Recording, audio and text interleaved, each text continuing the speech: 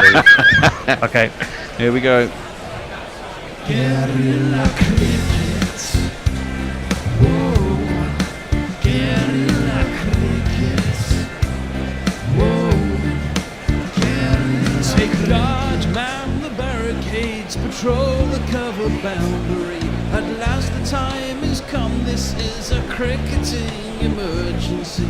Hear this call to arms for every cricket revolutionary. Take up your bats and stumps for the test match insurgency. At first they tried to silence us, but we would not be silenced. They threatened us with lies, so we threatened them with violence. Che Guevara, Sangakkara, Joseph Stalin, Douglas Jardine, Robespierre, Darrell Hare, Vladimir Lenin, O'Brien Kevin, guerrilla cricket.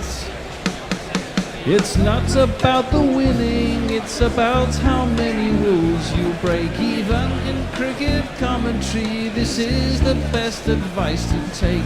Pick guerrilla cricket, it's the finest choice you'll ever make. There's so much more to cricket than red counters and a slice of cake. But first they tried to sanitize us and clean up our act.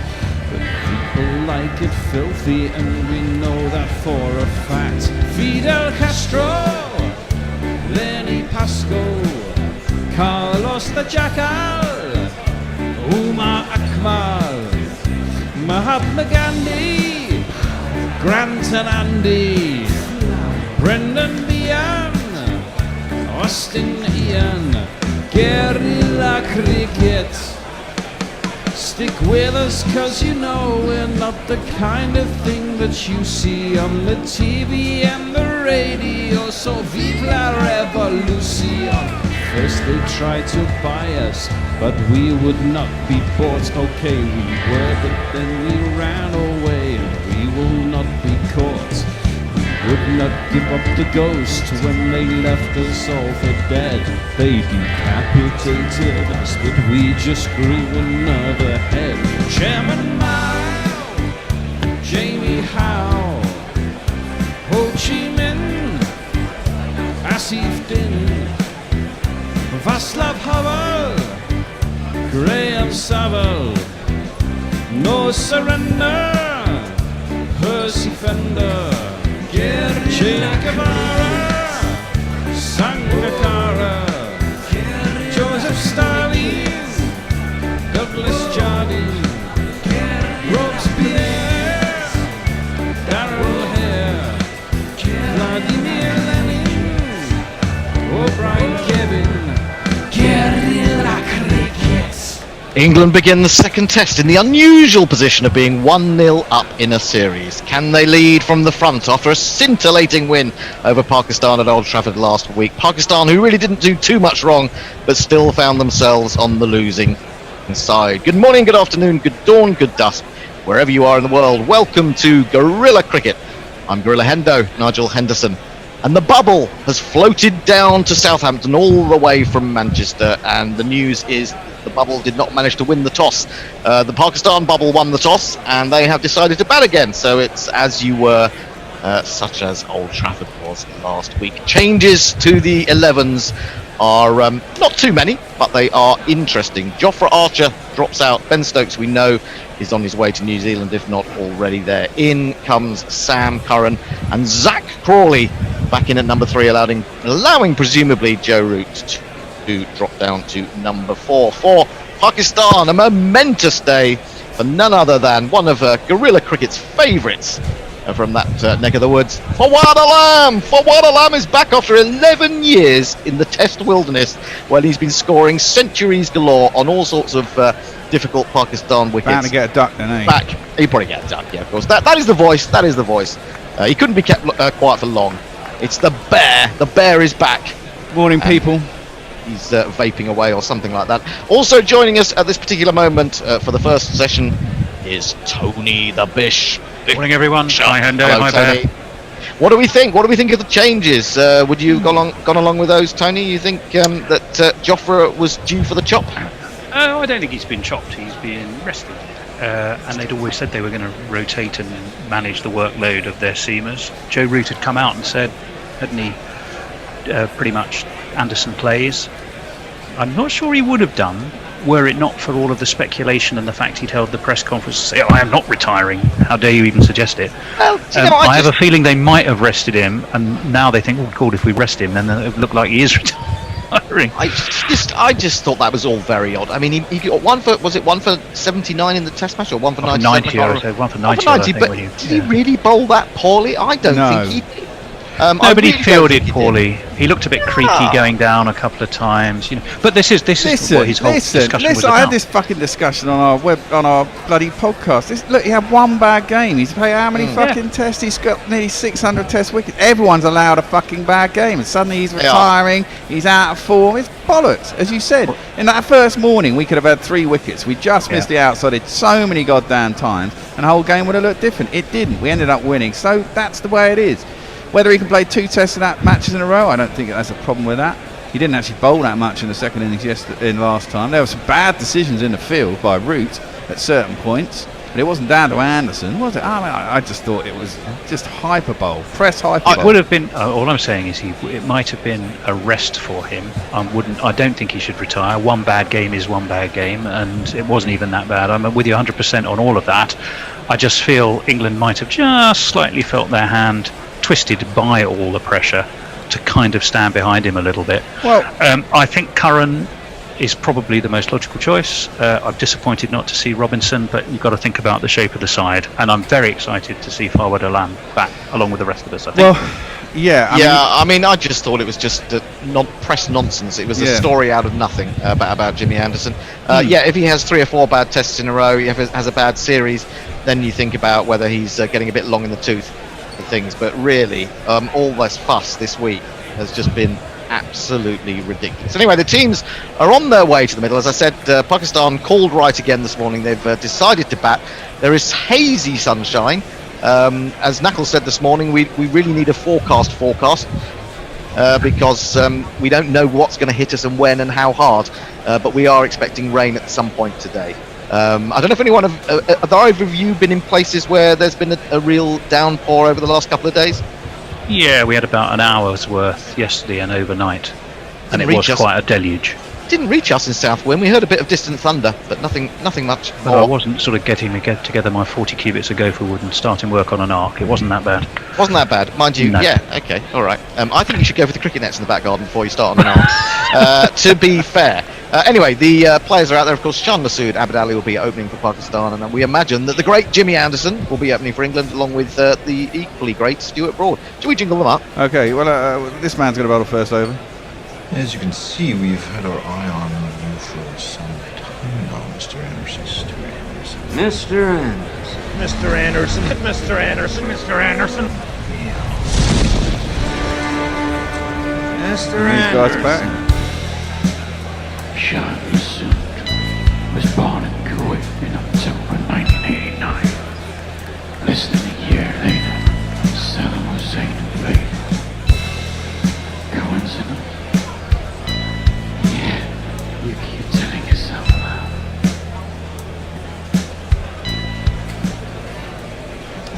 And the other guy is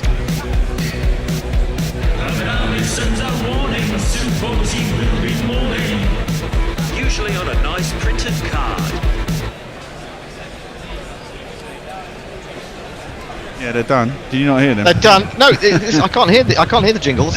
First ball of the morning, bowled by the wonderful Jimmy Anderson, is prodded into the offside by Shan Masood, who beats his score in the second innings of the last test by going to 1, and Pakistan are up and running. Tony, I imagine, has tweets and hotline and Coming out my ears, Hendo. YouTube and everything in front of him, and he's going to tell us who's joined us. Message airs, letting people know where they can watch a stream, but also telling them to watch it whilst listening to us. Ralph the Wonder Llama says, morning gorillas, morning everyone, are we doomed yet? No. Muttley, morning all, drinks and snacks at the ready, go on England, love and sausages. Leah, morning, come on Pakistan, England are without their talisman. There's Samson after a night fooling around with Delilah and an electric razor. Very good point. 3 slips in the gully for Jimmy Anson, who, incidentally, I saw a stat this morning. He had more plays and misses against him in the last test than anyone. So here he comes again, trying to prove everyone wrong. Onto the back foot goes Abid Ali, and he's beaten by one outside the off stump. It was wasn't a particularly quick delivery, just 84 miles an hour. Forced him onto the back foot. You'd think he'd had time to adjust to that, but it moved, and it was a pretty good ball in the end, as he just prodded outside the off stump. And through it went to that man. How does he keep getting in the team? Joss Butler. What has he ever done for England? I'm actually disappointed that Zach Crawley was brought back in. Not because I don't like Zach Crawley. I do like Zach Crawley. And I'll come back to that in a moment. As Jimmy comes in to bowl to Abid Ali. And again, this is outside the off stump. He does snatch the bat well inside the line of this one. And just goes for a little walk down the pitch to have a little look at how the surface is operating. Yes, I wanted to see Ben Folkes in as wicketkeeper with Joss Butler also, but not as wicketkeeper. I think they've got to look for a better wicketkeeper than Joss Butler. He really isn't good enough with the gloves, irrespective of how brilliantly he batted in that second innings. They really should have given a chance to Ben Folkes to get into this team and prove that he can do both disciplines.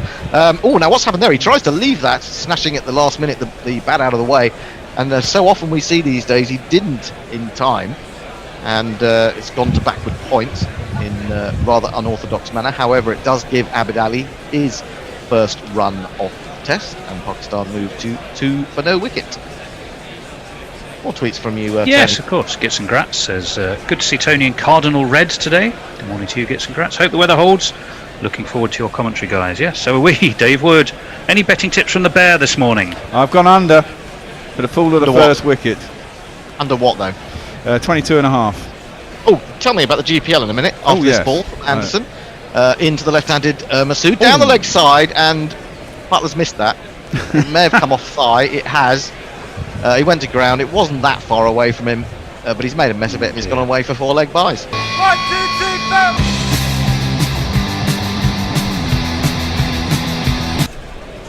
Well, one day this is going to come back to haunt England. He should have done better there. He should have got more of his body. He should have moved quicker. It shouldn't have needed to dive. He should really have been moving down the leg side at that point.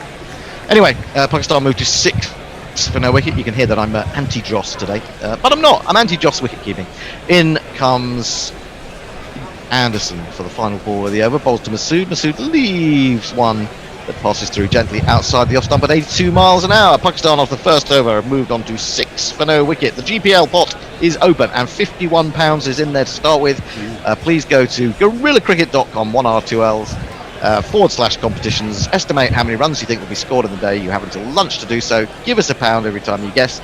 You can have as many guesses as you want, and if you get it on the nose, you get the money that's in the pot. The more that you that take part from here on in, the bigger the pot grows. It's just ever expanding.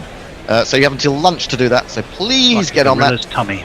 It is like a gorilla's tummy. Yes. We are the sort of GPL in microcosm, aren't we? Actually, in our shapes and sizes. Anyway, more tweets. Yes, Ralph the Wonder Llama says, I agree with the Hoff Bear. There, I said it.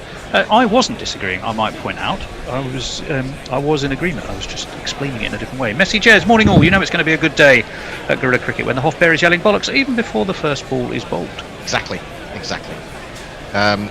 Yes, he's been very temperamental recently, the Hoff Bear, hasn't he? I think he's been cooped up in that studio all on his own with nobody to talk to, no one to swear at. And he's probably getting all the beer that we should all be sharing, and that's probably making me extra grumpy. Stuart Broad is going to bowl, and he's going to be coming in to the right-handed Abid Ali. He's in, he bowls, he's forward to a full delivery and defends this up to mid-on, and there is no run. Should say that we are on all sorts of platforms today. We're also on Sports Tiger, are we not? Sports Tiger in India, as well as another app that is another program that has taken us, or another website that has taken us. I just can't get enough of gorillas anymore. Yeah, so, we're everywhere. We're invading the world. We are invading the world, but do go and have a look at Hot Mic if you haven't already done so. If you download that app and use the code GC Radio, you get to sync our commentary with your TV. It helps you do it. It's very good. It's the quickest of the platforms as well, and the most stable, we think. Now he goes onto the back foot to one that rises through to Joss Butler. Good delivery, bounce for Broad, but there is no run. Can you hear my fan, chaps? Or is it annoying you? My fan? Yeah, it is annoying. It's not me. annoying, but it's there. It is annoying. Well, it's either that or I just fine. melt, basically. So you're going to have to put up with it. Hope it's not hampering your enjoyment of the commentary. Broad, of course, running in, lighter in the pocket since his dad walked up to him and grabbed some cash. In comes Broad again. He said, "Don't be a naughty boy," outside the off stump, left alone. Now he said something rude to Yasir Shah in the second innings, and for so doing, he was up before the beak. The beak was Chris Broad, his dad, the match referee, and he said, "All right, son, give us a couple of He grand." wasn't saying our jingle to him, was he? I don't know. Skinner? Good question. Yasir Good question. Shah. Yeah, here comes a leg spinner. Anyway, Pakistan have moved to 6 for no wicket. We should be talking at lunchtime to Shah Faisal, who played some cricket in Pakistan and has done some work for Radio Pakistan. He's now based in America. We'll be having a little chat about Pakistan cricket with him outside the off stump, left alone by Abid Ali. So the fun and the excitement just keeps on coming at Guerrilla Cricket these days. It's phenomenal stuff. Never stops. No, more tweets. Yes, Mog. Mog Light. We're not getting Light. the hi Hendo, hi Tony, hi Bear. We're just getting hello this morning. Very Which is still understated Mog. That's very More unusual understated to get Mog, such an yeah. understated well, Mog. Melbourne's gone crazy back into lockdown, hasn't it? well, that's true. Hellish. Now this one comes back into Abid Ali. It's gets caught in a mixture of, or a tangle of bat and manly accoutrements, I'd have to say, to be honest. And there is no run as it drops out into the onside. Azhar Ali, we need to talk about Azhar. Reading an article this week from a very upset Pakistan fan saying that since Misbah went, Azhar just can't score runs. 27 he's averaging since Misbah went, and he was averaging about 45 before that. Struggled in that first test, got a duck in the first innings, took forever to get off the mark in the second innings. He was actually looking quite good before he got out. Broad in to Abid Ali, and this one just nibbles away off the seam, but it starts too wide. Abid Ali is content to leave it, and that is the end of a Broad maiden. Pakistan, after 2 overs, are 6 without loss. Messi Jazz just simply says -4. Hashtag what's Butler scored today. Mog says, is Ben Folkes the Stuart McGill of English cricket? Ross McD says, evening from Korea, Gorillas. Glad England stuck with Jimmy so we can listen to that frankly superb Agent Smith related jingle. Ralph the Wonder Llama says, how do you feel about TMS stealing another griller? Do you get a fee? No, he was out of we should contract, do. I think is the football parlance. Yeah, we can only sign people on 2-year contracts, and when they go, they're the free agents, basically. This one comes back into Shah Masood, an appeal from Jimmy Anderson, not that far away, I don't think. They're Pitched outside leg, considering isn't it? the review. At the moment, Joe Root has his hands on his head, then he has his hands on his hips, and he's still talking to various people. I don't think they're going to review it. It might have been a bit high. It was perhaps swinging down the leg side, but it had a pretty good line, I have to say. I think it's pitched outside leg, has it? Possibly. Bit high maybe. Like to see it though on Ball Tracker, just to confirm that view. As Anderson comes in again, bowls, and he's hit him on the pad. That's got to be close, and that is out. The second time he strikes, and Shah Masood is on his way. He becomes Anderson's bunny again after one test match in which he scored a magnificent 156. He's not going to review that. He's on his way, and Pakistan are 6 for 1, and Jimmy is back. I won't look back, 'cause by the time that I do, you'll be gone. I think you could say he enjoyed that. I think he enjoyed it. I don't think Shah Masood enjoyed it very much. He obviously didn't get any signal from his fellow opener that he should review that. He was sent back to the pavilion straight away, and he has gone for a single. Great start for England, and for all those naysayers, all those Jimmy naysayers like Tony Bishop, the outrageous Tony Bishop, the naysayer of the biggest naysayer of Jimmy Anderson we've ever heard on this programme. I'm being misinterpreted, misunderstood. No, I'm just winding you up, Tony. Sorry, it was just a bit of fun. But I do think that criticism was well over the top. I mean, Yes, Joe I Root should agree not with you. have to come out and stick up for Jimmy Anderson whilst he's taken 590 Test wickets and had My one point slightly was- mediocre game. My point was, one more time, you feel that extra pressure when you are that age, Yes, even yourself. yes, I'm sure And that's I true. suspect there was a combination of those things that made him have to do that. I don't necessarily think it's right, and I certainly don't think he had a particularly bad game. I mean, he certainly didn't have his best game, but it was overstated. But sadly, when you're his age, you do get that additional pressure. It just does happen. Well, I mean, I suppose we're looking forward and we're wondering whether Jimmy can make it to the Ashes next year. Anyway, to the crease is the Pakistan captain. It's Azhar Ali, and this is his jingle. My name is Azhar Ali. Nobody I'd rather be. Just seeing ball tracker for that dismissal, and it would have hit the top of middle stump, so that's pretty much as good as you can get.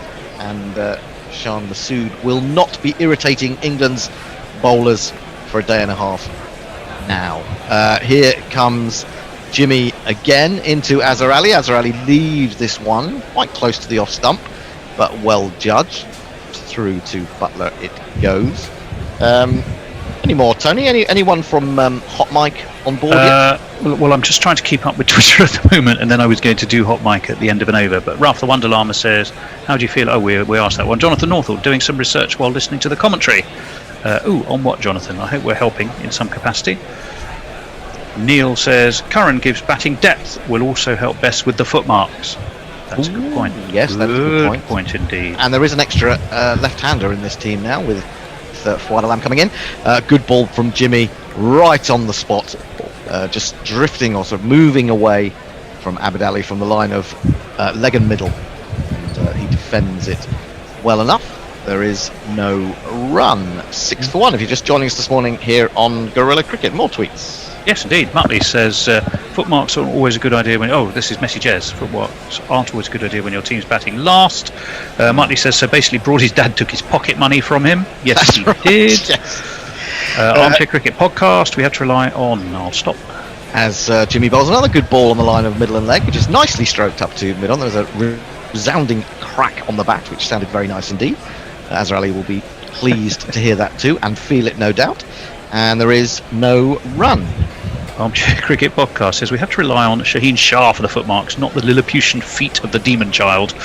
As for batting, the age-old question: if 6+ batters can't get it down, will the 7th do much? Good question. Sometimes yes. Sometimes yes. Anderson in to complete the over. Bowls one up. Oh, a bit shorter this time, and Azhar Ali was again trying to snatch his bat out of the way, but didn't manage it. Lucky that the ball went from the underside of the bat down to the ground rather than anywhere else. Another maiden, a wicket maiden this time from Jimmy Anderson after 3 overs of the morning. Pakistan are 6 for 1. Tony. Jersey Oaks says Jimmy's obviously a spent force. Armchair Cricket Podcast says I'll stop. Oh, we're looking at replays. Beg your pardon. Here we are, loads of them. As part of rotation plan, it does make sense. Just the timing seems a bit unfortunate for Jofra. Yes, I mean, Along with that, we don't know that he would have been left out of the second test had he not gone AWOL en route to Manchester. So he's now missed 2 tests of the summer, has he not? With 1 to go after this. and Ollie So he still might come brings back a to that bottle to the final party he's not allowed to drink. Yes, Broad then into Abid Ali, who gets in behind this one and defends it off the back foot into the covers, and there is no run. Jersey Oaks says Jimmy is obviously a spent force. Neil says, not saying I agree, just pointing out maybe a reason why Archer's pace has been down also. Yes, that was a funny statement by him, wasn't it? Not a pitch to bend your back on. As Nazim Shah, absolutely. Again, I think he's taken a all over lot. the shop. I think he's taken a lot of stick, Jofra, and there's a lot of pressure on him. Look, I don't think he bowled. I think he's quite inconsistent with his lines. I still think he's a great bowler. Broad bowls, beats Abid Ali outside the off stump as he pushes forward. He nods his acknowledgement of a decent delivery. But no run.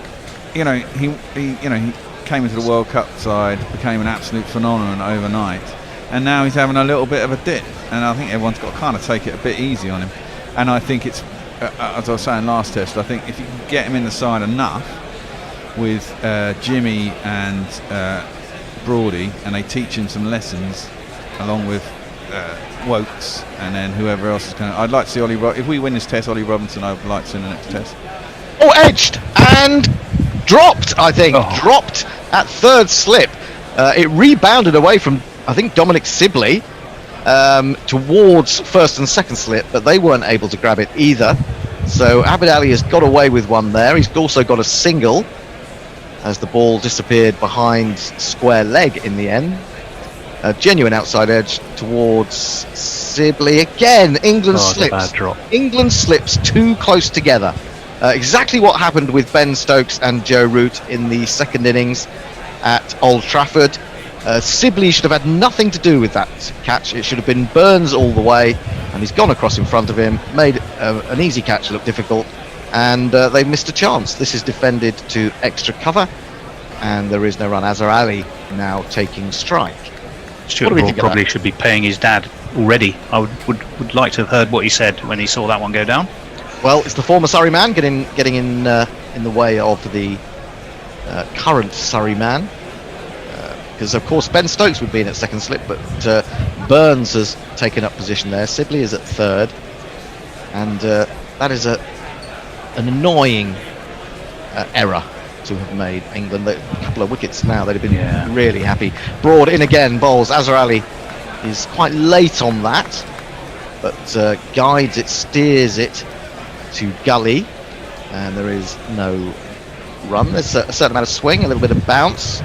It's a lively looking pitch for an opening morning. It's doing a little bit. This is something that both Brody and Anderson will like to see. A little bit more movement than we saw in the air at Old Trafford. So 3 slips in the gully go down. Azhar Ali waiting to score his first run. Broad to complete the over, and it's full, but outside the off stump, left alone. And there is no run at the end of the fourth over. It should have been 6 for 2. It is 7 for 1. John Thompson, morning gorillas, getting my drop butler in early, and then remembers to include himself on the same tweet. Mog says, I speak to you now from a game of Civilization 3 where it is currently 1455 AD and I have well-established Roman colonies in the New World but war with the Chinese looms. Sounds very Churchillian, Mog. And he also then adds, but sure, hi Hendo, hi Bear, hi Tony. Hi, so we do get our eyes. Hang on. The Romans were long gone by 1455, weren't they? Yeah, of I mean, course they were. what's going on with your history? Well, he's decided that the Roman Empire is going to continue in his game of Civilization, clearly. And you're allowed to. Anderson bowls to Abid Ali, and again another probing ball around middle and leg and ending up on middle and off, defended well enough by Abid Ali. Straight back to him, showing him the straight back, the high left elbow. Jimmy, the one thing that was noticeable actually at Manchester, which we all thought would happen, is it didn't swing, and we all thought it would. And he's actually getting the balls swinging this morning, which will make him very happy. Yeah, it'll be interesting to see if it continues. I mean, I think the humidity will be quite high. It was yesterday. Here comes Anderson again. Bowls to Abid Ali. It's a full ball. He meets that nicely. It's just a little bit over pitched, and he has steered that away wide of mid off and down to the boundary for the first one of these. It's Nissan She. It's Nissan She. We have a new jingle machine. We've got a new jingle machine. Yeah, I spent the last 2 days speaking with the people on how to migrate everything, so I didn't have to manually input it all, and it's worked. And we have a new jingle machine. Excellent work there. Good stuff. Have yourself a beer. I will later. I'm on the water. I've been instructed to drink at least 1.5 litres of water a day. Who by? The doctors at the hospital when I was in there. Oh, really? Of course, yes. The bear had a bit of a scare. This one comes into Abid Ali. I'm not sure where the ball's gone. Sort of hit quite high up on his pad. Must have looped up away towards the slips, but there's no danger that he got any sort of inside edge on that. Do you want to tell the assembled throng, Bear, about your experience? Well, I thought I was having a stroke on Sunday. I had numbness down the left side of my body. It was a bit freaky. And called didn't call the ambulance. They sent me to hospital. It was all fine. I am fine. They kept me in for 36 hours and did nothing for 26 of them, which was really frustrating. defended into the onside, fielded by the man moving in from square leg. There is no run. 11 for 1 is the score. But they're 99% certain that I had just a weird reaction to migraines, which I do get, and it was just a different incarnation of what they call an aura migraine. So. And do they think water is good for that? Do they? Well, yeah, they said I don't drink enough water. They could tell that from my kidneys. Water's good, whatever. Exactly. Particularly I when don't. it's I hot. drink a lot of coffee. That's the thing.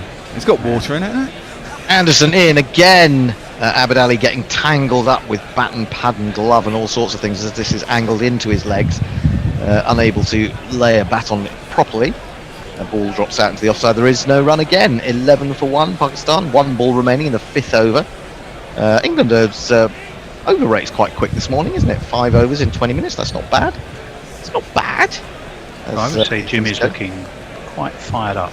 That in-swinger that got Shah Massoud was just gorgeous. It was a thing of beauty. Here comes Hansen, who himself is a thing of beauty. And this is jabbed back up the pitch, short of a length. And Anderson fields. That is the end of the over. More social media. Yes, messages is saying to me, he's just sent I'm just a soul whose intentions are good, oh Lord. Please don't let me be misunderstood. Indeed. Jonathan Northall says, I'm currently in the 1920s, so you aren't helping directly. I presume he was Jonathan, if you recall, was doing some research, but he didn't say on what, so it's obviously something that happened in the 1920s. Sports Tiger, we're happy to announce our partnership with Guerrilla Cricket. You can watch live ball-by-ball commentary of an ongoing test on the app as well. There you go. So Sports Tiger are featuring us and our partnership. We shall soon be on every available platform. In comes Broad to start a new over, ball to Azir Ali, just short of a length and outside the off stump, left alone. Including 9 3/4 at King's Cross. Yes, indeed. What is 9 3/4?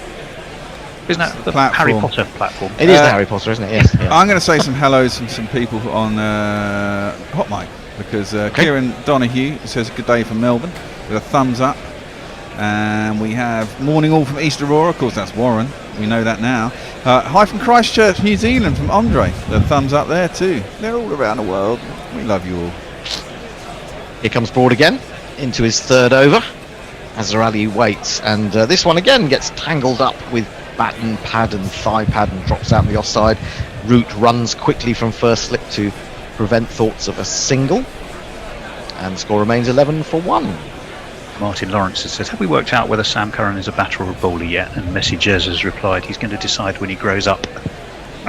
He's both. I mean, I suppose he's a bowler who bats, and bats particularly well at times.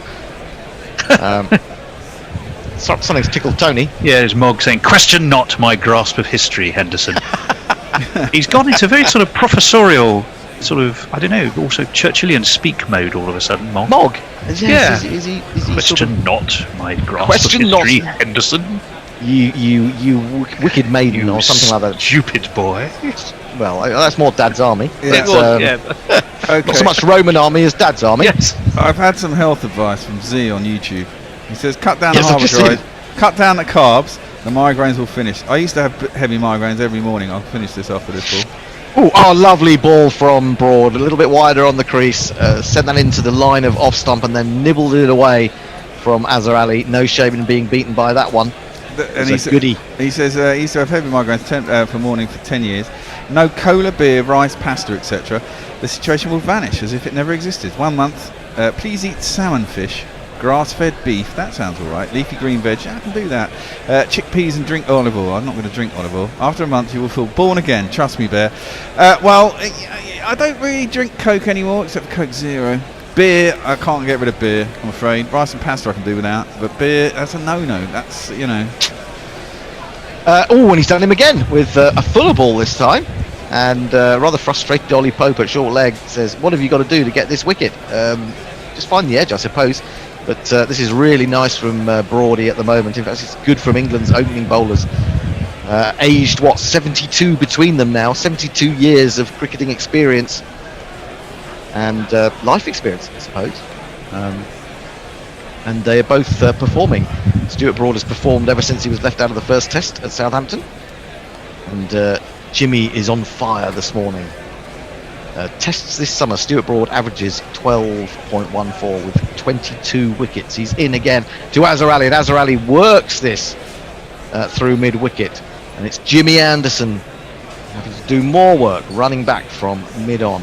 They will get through for 2. Azhar Ali will be off the mark, and Pakistan are 13 for 1. Jersey Oak says, I think Arch has been badly done by. He didn't play badly. You should not change a winning team, though. Thought Sam Curran didn't play too badly to get dropped either. Maybe they're trying to put a bit of fire in Archer's belly by dropping him. Yeah, it could be an element of that too. Well, there could be that, but this pitch was particularly. I mean, they came into that first test in the West Indies with Wood and Archer, and the pitch was, slow. Now this is met quite nicely by Azhar Ali onto the front foot. That's where openers like to score in the early passages of play, straight through mid-off. Wokes has chased it back towards the boundary. They've got through 4-2, so 4 runs for Azhar towards the end of that over. Broad has finished his third. He's got figures of none for 5, and Pakistan have moved on to 15 for 1. A few messages on Crick Tracker. Hello to Umesh Padidilian, who has left us a number of messages around Pakistan being quick learners and probably rather favouring them. So very warm welcome to you. We have a good morning from Colorado, from Paul Wyman on Hot Mic. Fantastic. Ranjin Singh Sani is with us, as is Z, on YouTube. So hello to you. Hello, everybody. I'm just looking at those list of things that the Bear has used to have migraines every morning. Yeah, That's horrendous. Defended, but defended well and with timing by Abid Ali, and that has gone straight of the man at mid-on, Sam Curran. So Abid Ali picks up a couple this time, 17 for 1. He moves on to 8. So I only get about 4 or 5 a year. But having a migraine every morning for 10 years, that must be horrendous. Yeah, they're not pleasant. No, well, I mean, I very, very, very rarely get them, and when I have had them, they're horrible. And that pain across your eye you get sometimes is just... Yeah, see, mine used to be like that, and then they change. That's what I mean, they do change. Anderson in again, flicked down to long leg this time by Abid Ali, who moves on to 9. And Pakistan to 18 for 1. Not Fred Titmus has said that he thinks they probably weren't migraines, they were hangovers. No. So different tell difference, I think, with the Bear. Yeah, well, when I was a kid, I used to get them. I got diagnosed with them, and I used to get blinding headaches behind one eye. And they said that's a migraine. And then I didn't have them for about 10 years, and I was selling encyclopedias in Australia. And I was in someone's house, and I was trying to sell them encyclopedias, and suddenly I lost the ability to read what was on the page and see words. Anderson in, defended by Azhar Ali, square on the offside, straight to Ollie Pope. There is no run. And at that point, that's when they changed to becoming these aura migraines, where you get word blindness and shit. I mean, I know we've covered this ground before, but the notion of opening my door in downtown Sydney to find the Bear there with an encyclopedia. I mean, I had long hair. Is there anything more incongruous than that? Long hair and pixie boots. Encyclopedia Orsanicus. I was a bit of a metaler. Long hair and pixie boots. You sure there wasn't anything tucked into the encyclopedias, Bear? No. No. Someone did. If you open to the C's, I think you'll find. Oh, we could see. Look under M. M's. Look under M. Yes, indeed. Whatever you like. Yeah. Anderson again in to Azhar Ali. Azhar Ali is forward in defence, getting his back leg round as a balancing act in a way to stabilise himself. Defended straight back to Anderson. 18 Dave for Wood. 1, still the score. Dave Wood said the joke we probably all had in our head but didn't say. We all like to have a stroke on a Sunday. It's a man's right. Jersey Oak says, I assume the Bear drinks a lot of water, usually in conjunction with hops and malted barley. Yes. They were just talking about water that. in beer too. Anderson again in, bowls, good ball, moving away from Azhar Ali from the line of middle and leg. Very testing delivery, but he gets right in behind it. He's looking good so far this morning, Azhar. Moved on to 4 from 16. He really does need runs, because I don't think, I mean, I saw one article that said Azhar Ali lost the plot in the final afternoon of that game at Old Trafford, and I thought that was absolute nonsense. I thought he did nothing wrong really, apart from perhaps keeping Yasir Shah on between lunch and tea. Maybe he should have switched things around a little bit there, outside the off stump, left alone. However, when you see what Yasir Shah is capable of doing and what he did in the first innings, you can understand why he stuck with his premier leg spinner. Anyway, that's the end of the over. 18 for 1 is the score. Andrew Nixon says it's like they couldn't remember if it was a ball or bowl and just split the difference. So that's a conversation I've missed. Mog says, I got a migraine once whilst I was performing in a play. I ended up in hospital in costume and full makeup. yeah, that's your story. The pants were gold. The doctors and nurses managed not to laugh at me where I could see them. Poor Mog in his golden pants, pretending he'd been in a play. Well, funnily enough, I have an experience not unlike that, to be honest. When I was at sort of, I don't know what I was, about 11 or 12, and I was in a school play, and I was dressed up as some sort of knight, and it was all my armour was made out of cardboard, painted silver. Onto the back foot goes Abid Ali, and there is no run. But just coming onto stage, I had to walk down the steps, and I fell, and I broke all the silver armour. Oh no! And so I had to go on stage holding it up against me as I was doing my bit. So I saved the day. Well done, you. Yeah. I'll wait for between these balls, but it's actually a really similar story. I do remember disaster. When I did fall down, I did milk it a little bit. I have to say, to make it out that I was injured a bit more than I was. Defended into the onside. Pope Fields, there is no run. I was in a play. I think, funnily enough, it was called The Night of the Burning Pestle, bizarrely. And we'd hired proper costumes, but the floor was the theatre was quite slippery. So I was supposed to come marching on as a squire, and I just slipped, and I just carried on slipping, literally across the whole stage. Were you sledging your way? Before I went on my arse, fell on my arse. I then doffed my cap to the audience and bowed, and got a standing ovation. Nice. We need to know your terrible experiences in school plays here on Guerrilla Cricket. This is defended back to Broad, and there is no run. Broad is into his fourth over. It's one of those big hats with like a feather in as well. Like a highwayman's hat, I suppose. Yeah, I did like the sympathy I got when I pretended to be more injured than I actually was. A bit of a drama queen, I suppose. Probably your pride. Oh, surprise, Hander. Yeah, it's a surprise, eh? Who would have thought? We're into the 8th over of the morning. Abid Ali has 9. He's facing Stuart Broad. Broad is in, bowls, and he tries to turn that away. And, well, I think that came off the thigh pad.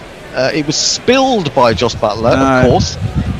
And it's run away for 4. What is that going to be? Yes, he did. It's a drop. 1, 2, it's a drop. 3, 4. Well, I say drop. He was grasping at thin air, but he should have got over there and got at least a hand to that, shouldn't he? I don't think he got anything on that, did he? No, he didn't quite, so it's not a drop, but it was close. No, I thought the batsman actually 4 runs the thigh pad. to Abid Ali. Knackle from the green room says that he once fell up a set of stairs on stage. Is there anyone in the Guerrilla Cricket fraternity who's not had an embarrassing moment on stage? Maybe that's why we're here. Yeah. This is our Scarred kind of stage for life. now, isn't it? Broad in again, bowls to Abid and beats him with a beauty, moving away late. Broad looks at him and thinks, it's a shame that you didn't get a little edge on that. Was it Gits and Gratz who was calling the Broad headband should just be known as Broadband? Very good. I like that. In fact, we haven't had his jingle yet, and it's a fantastic jingle. Sweep the leg, Broady. Got the best headband around. Something has got to keep her down. Got the best headband around. Your ego ain't gonna be kept down. Got the best headband around. This one he brings back into Abid Ali, who adjusts well and tucks it to the man at short square leg. There is no run. It is the end of the 8th over. Very good from England so far this morning. Pakistan have moved on to 22 for 1. Our own Not Fred says you're listening to old men discuss their ailments on Guerrilla Cricket. What else Echo says sick gorillas. It's like listening to James Herriot story, but with jingles. Gordon Anderson says Guerrilla Cricket is not geo-blocked. We're not. We are not indeed. Muttley says I used to get headache-type migraines a lot in primary school. These days I get moments where vision goes weird, blurry spots, pinpricks, dots of light. Oh dear. Yeah, dear, that is bad. exactly. Got to watch out for that. Let's see. Alec Patton, just joining you, having seen the Shane Warne Darren Gough hair transplant ad.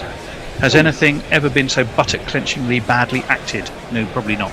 Although maybe we should do it. might have come close. Maybe we should Cool reenact play. it. 3 slips in the gully for Anderson into his 5th over, bowling to Azza, and strays onto the leg stump. And he gleefully and gladly accepts that, tucks it away to Chris Wokes at long leg. And they come through for 1. Azza moves to 5. SC Jersey's on Joss' watch, has already got him now at -8. Diana Pattinson says, hello Diana by the way, says, I was never in a school play. It was too much trouble for my parents, so I was not allowed. But I taught in Renaissance play classes, and it's pronounced Night of the Burning Pizzle. Oh. Sorry. Well, everything you do is a pizzle, isn't it, really, Tony? In fact, I'm looking forward to Tony's first ball by ball at 12:20 today, because it'll be raining by then, no doubt. This is almost as if the rain gods don't like Tony. Defended on the front foot, another testing delivery, but found its equal in Abadali. He pushed it up to mid-on, and there is no run. Mike Mihal Wood, good to see Fawad Alam back in the Pakistan side. What a lamb! Fawad Alam, if only to point out that his Cricinfo bio hasn't been updated since October 2008.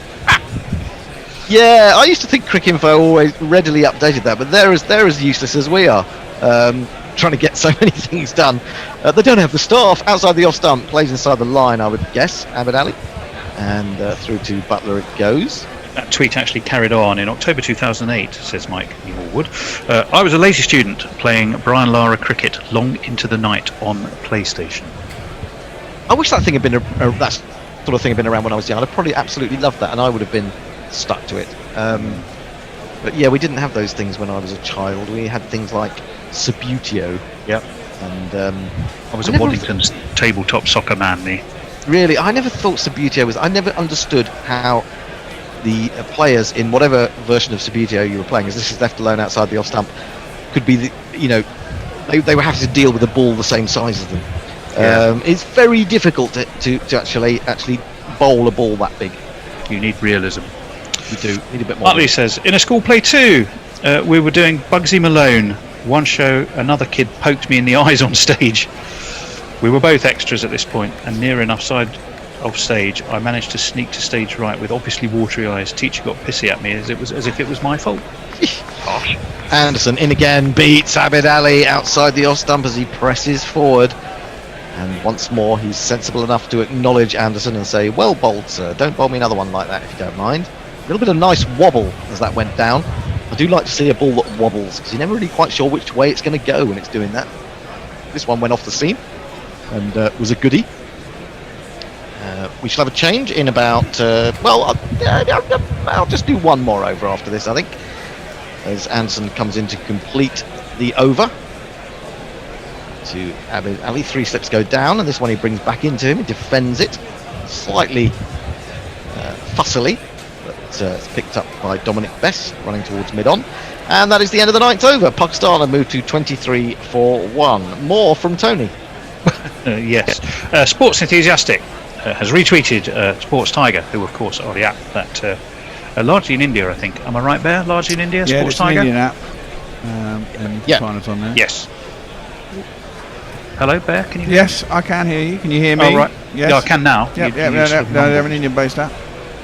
They are indeed. Right. Mog says, I assume the knight with his pizzle burning was on a quest for some kind of soothing cream. Probably. I can't remember the essence of the story. Jonathan Northall says, here's how a poor shot was described in 1920. Early guerrilla-like honesty. I'm going to have to bring it up. Afterwards, things went all wrong for Surrey.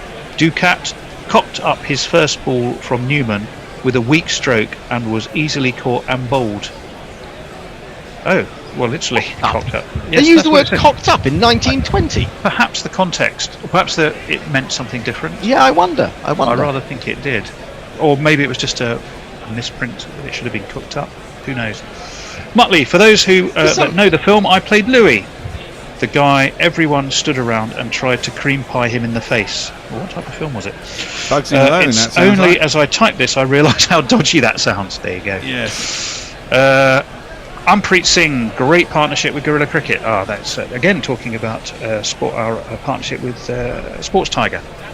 If we're not partners with you, you're not anywhere. I'm afraid to say. Forward comes Azhar Ali. He wants a quick single into the offside.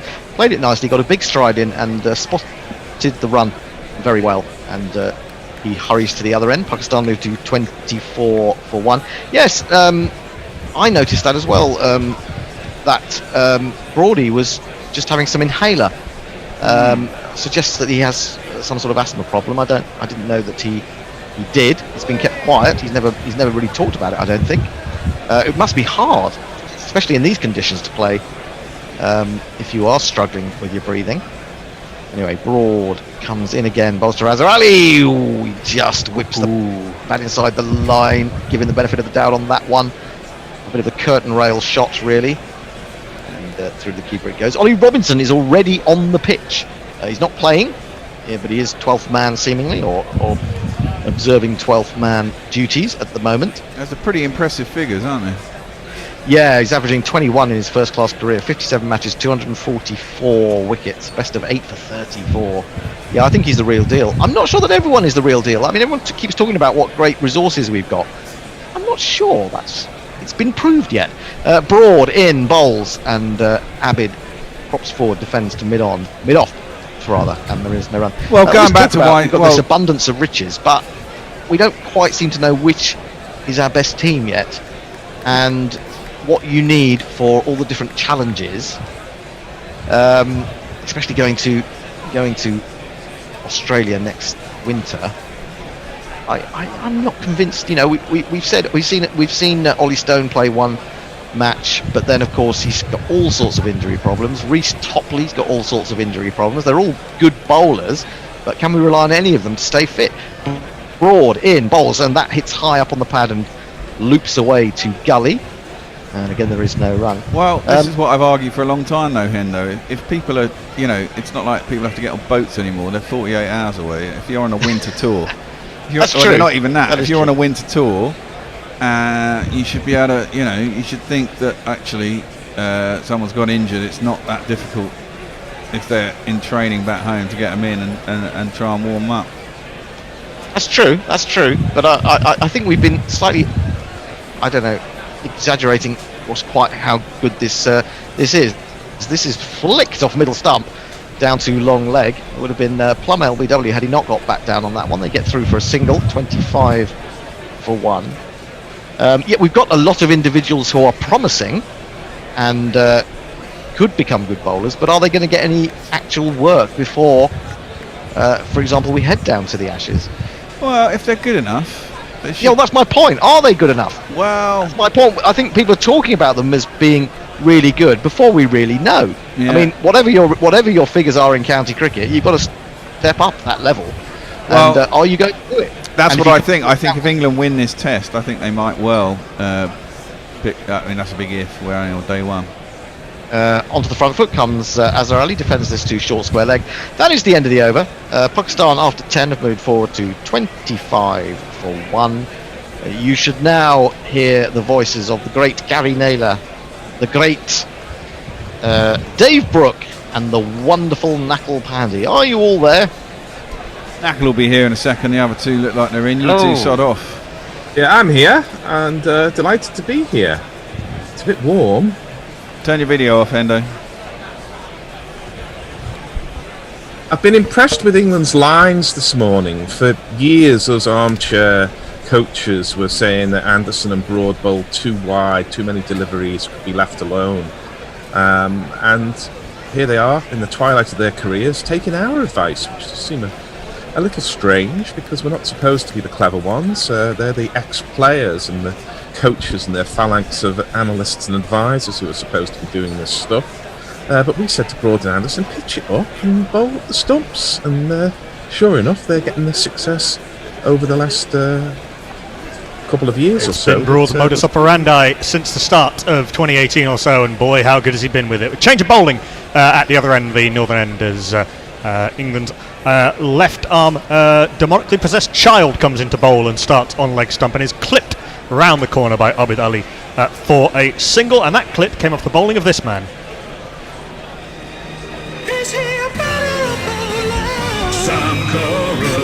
distinguishing features. Sam Curran. He stands from Zimbabwe. Sam Curran. And he's beloved by Liz Yates. Sam Curran. Sammy Curran into the side for Jofra Archer. Inevitable there was going to be some rotation of the fast bowlers with so many tests so close together. You're listening to Guerrilla Cricket's coverage of Pakistan's Tour of England. You join us just over 40 minutes into the first session of day 2. Obviously England leading the series 1-0 after that fantastic Butler and Wokes inspired come from behind win at Old Trafford as Azhar Ali pushes this full in-swinger into the onside, takes the quick single and makes it comfortably enough. In the end, moves to 7. Abid Ali on 11. Pakistan, having won the toss and elected to bat on what looks like it will be a decent pitch to bat on, are 27 for 1 after 10.2 overs. 2 changes per side. Ben Stokes is back in New Zealand with his family. His father is still not very well after being hospitalised over the winter. Zach Crawley's come back in for him, and Sam Curran in for Jofra Archer for one change for Pakistan. Fawad Alam, after 88 tests and nearly 11 years, is back for Shadab Khan. Abid Ali stands up tall and punches this delivery back to the bowler. There is no run. I'm Knuckle Impending, taking you through the next 40 minutes on Ball by Ball. I'm joined by Gary Naylor, who you've already heard, and Dave Brooke. Good morning, all. Morning, Dave. We talked a little bit about the England changes. I think there's always going to be a little bit. I think there's been a little bit too much made of each change to the England bowling attack. But just a word on Fawad Alam coming back into Test cricket after so very long after this delivery from Curran, which is full and a little bit of swing, but Abid Ali plays it comfortably up to Anderson at mid-on. There is no run. 11 years, 88 Test matches. None of the Pakistan team had debuted the last time Fawad Alam played his last Test. And this lad was in short trousers, Sammy Curran. Possibly not even. Gary, I mean, Fawad Alam has become, a good player, but has become an outrageously good player, as it were, by not playing, which can often happen. Curran in a little bit fuller, swing again, but again, Abid Ali, with his nice open stance, plays it into the leg side. There is no run.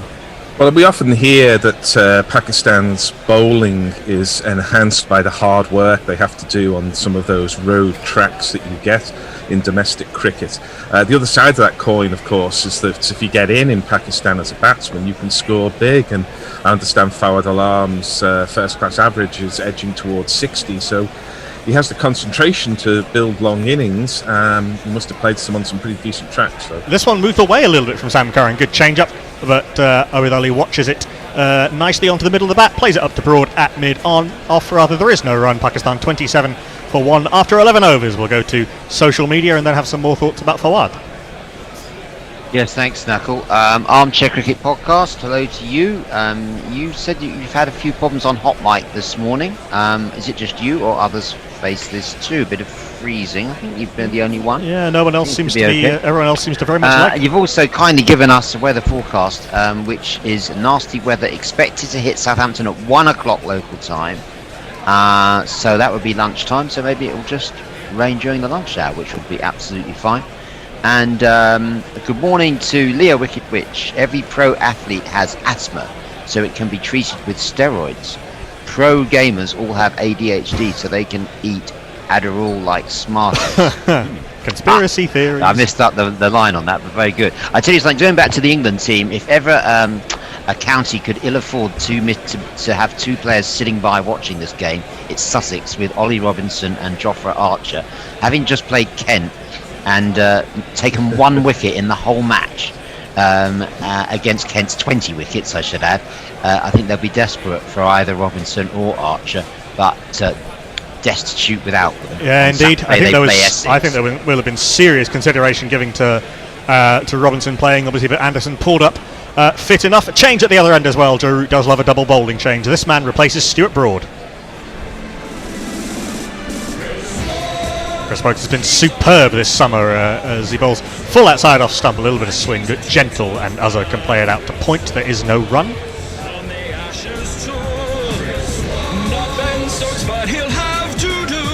They're absolutely superb with the ball, Chris Wokes in England, and batted very well to see England over the line in partnership with Jos Buttler on that fantastic 4th day of the Test at Old Trafford. We've got 4 slips in place, standing perhaps a little bit too close together, as we saw with that dropped chance where Abid Ali was dropped on one as Sibley and Burns got in each other's way. It's Root at first Burns at second, Sibley at third, and I'll tell you who's at fourth when I get a look. The ball has rolled back onto the stumps and not the bails off. Azhar Ali playing a defensive stroke he was late on, and it's rolled off some combination of back, face and body and nestled against the base of the stumps, and the bails haven't fallen off. Extraordinary stuff. It's real backspin on that.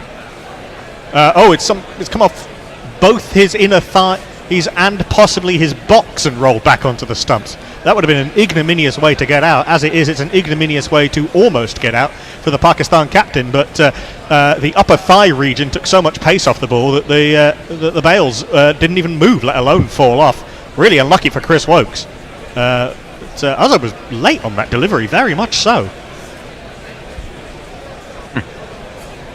Certainly late in reacting to what was going on with the ball there. Yeah, we see this happening more and more. The ball sort of rolls onto the stumps without dislodging bails due to the cameras that are inside the stumps. Foolish outside off stump from Chris Wokes, swinging away, but does most of it swinging after it passes the bat. Butler takes low in front of first slip. There is no run. Knuckle, just to come back on your point that you made about Robinson being given serious consideration for selection. I'm interested in that because obviously Sam Curran was always in the squad as the reserve seamer, so why would they go to a reserve for a reserve? Why did they need to call up Robinson? Well, I think that there was consideration given to Robinson replacing James Anderson. That's what I believe, at least. Fuller and straighter, Azhar Ali is a little bit vulnerable to LBWs early in his innings, but he got an inside half of the bat on that, and it squirts down to Sam Curran at long leg. They come through for a single. But consideration, and then the result of which was no action. So could that consideration not have been taken earlier, thus avoiding calling him up? Well, I don't really think so. No, you don't have much time between test matches to assess, and you need all available time and evidence. The decision to make Anderson to play was only taken in full yesterday, as Chris Wokes is in fifth ball of this interesting first over. A little bit handsy in the drive, Abid Ali pushing at it a little bit, but there's a big gap at cover, and so he'll get two quite comfortably. Broad chases it out towards the empty stand. You think it depended on how Anderson did in the nets or in the press conference? What do we need to learn about Anderson? Abid Ali, moves to 13. He managed to make the two comfortably despite dropping his bat. Fitness, I guess. Whether he is fit to bowl, and England will have made that consideration. Obviously, it's unfortunate for Sussex that Robinson got called up and missed that game, although given how poorly they performed, it's hard to even somebody of Ollie Robinson's skill might not have made that much of a difference. So you think Anderson's at the age where fitness needs to be checked every game? As Wokes is in, final ball of the over. Full on leg stump, a rare poor delivery from Chris Wokes, and Abid Ali clips this very handily fine down to the fine leg boundary for 4.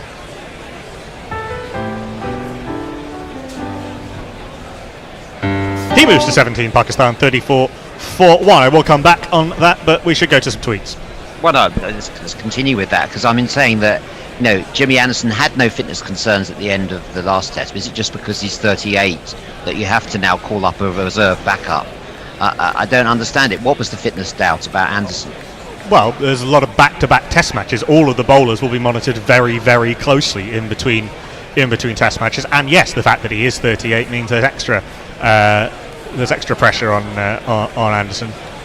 Obviously, he gets England's default would be to play him because of how good he is. But I don't think it's anything drastically wrong with calling up someone you might want to play and seriously considering playing. As Curran continues back of a length, and Azhar Ali turns this nicely off his hips. He's happy with it there, and Chris Wokes fields at long leg. They come through for a comfortable 2. I mean, Gary, my take on this is that far too much is made of rotations between individual test matches, particularly of fast bowlers. Well, I think you've got to make sure you have the options available. Anybody can break a finger in fielding practice on the first morning, or run into bowl and to twinge a side strain. It's a 5-day test match. You've got to be in peak fitness. It doesn't matter how old you are or how experienced you are. Curran in, again, a little hint too short. There's some gentle swing. Azhar Ali on the back foot punches up to Jimmy Anderson at shortish, straightish mid-on. You got Curran and Archer. How many more do you need? It's it's not so long ago that sort of Bob Taylor had to put down the canapes and run to his car to get the gauntlets out. Yeah, but you've already got Cowan and Archer. Yeah. Archer's not a like replacement for. It's about the types of bowlers, isn't it? Ollie Robinson is closer to James Anderson in style than anyone else England have, apart from Wokes, who's obviously going to play. Good full delivery from Sam Curran, an in-swinging Yorker, which Azhar Ali does well to keep out and turn to Dom Bess at squarish mid-wicket. There is no run. Good change-up from Sam Curran. Well played. The other thing we've got to be wary of is that, you know, we are living in the COVID restrictions bubble, and there was that lad who scored the double 100 as a teenager, ended up getting a selfie with a couple of fans on the way out to the ground, as you would, you know, high as a kite, and now he's in isolation for 7 days, can't play the next test. So there's any number of reasons why. I do feel for Sussex, obviously 530 for ones are chasing. Curran in follows this up with a full delivery which goes across Azhar Ali. He plays it squirtily off the outside half of the bat to mid-off, and there is no run. Yeah, and that also means that you can't once you've called someone up, you can't send them back immediately. The turnaround is stronger. We also saw Mohammad Hafiz take a selfie with a 90-year-old golfer and is now in isolation. Yeah, I mean, I think that England have to maximise the resources that are available, and that's what they've done. And it's unfortunate that two of the bowlers sitting it out are Sussex bowlers. Curran in a little bit back of a length, and Azhar Ali turns this from leg up to mid-on, and there is no run. Can you remind us, what's your county, David? Yeah. It breaks my heart to watch Mitch Claydon and Stuart Meacher opening the bowling for Sussex. Stuart Meacher was a hell of a talent once upon a time. Yeah, he has to get a lie down in the massage halfway through his run-up, though, Meacher. That's the problem. These very fast bowlers. It's a tough life, man.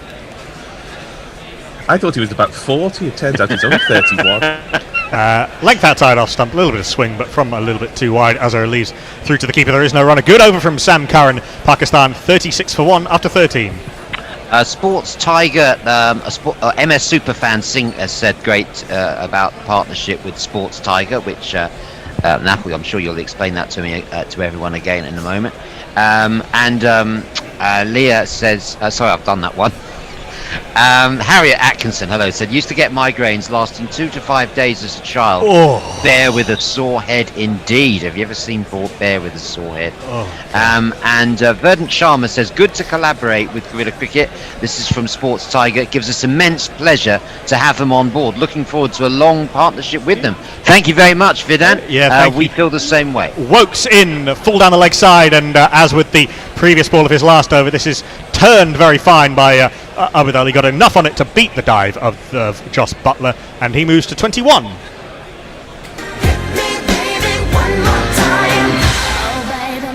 Again, a little bit too straight from Chris Wokes, starting to leg sidey, bowling for that magic ball, perhaps. Butler wasn't too far away from it, but just enough pace on it from Abid to evade the full length dive. Yeah, Sports Tiger are an app in India who we're partnered with from this test, hopefully onwards. Delighted to be partnered with them and Hot Mike and everyone else who's carrying our feed. Edged and dropped by Rory Burns at second slip. That one went straight to Rory Burns quickly, but he got his hands into an awkward position and it bounced out, and Buttler did well, to be fair, to react as it came off Rory Burns, but just couldn't reel it in.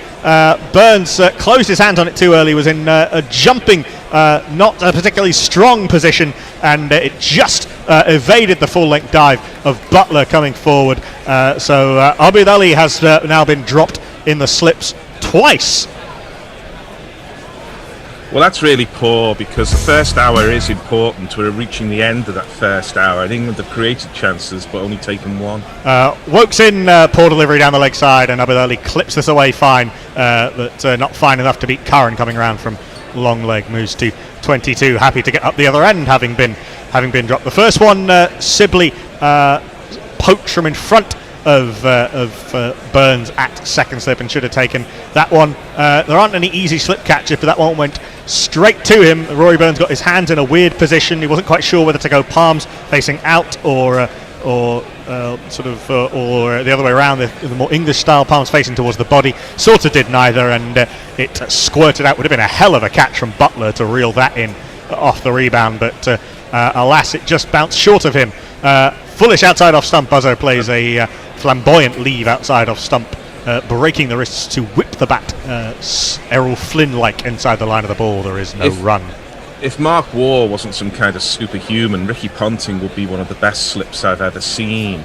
And Ponting almost always took catches with his fingers pointing up, because he used to get so low that even catches around his ankles he would take with fingers pointing up.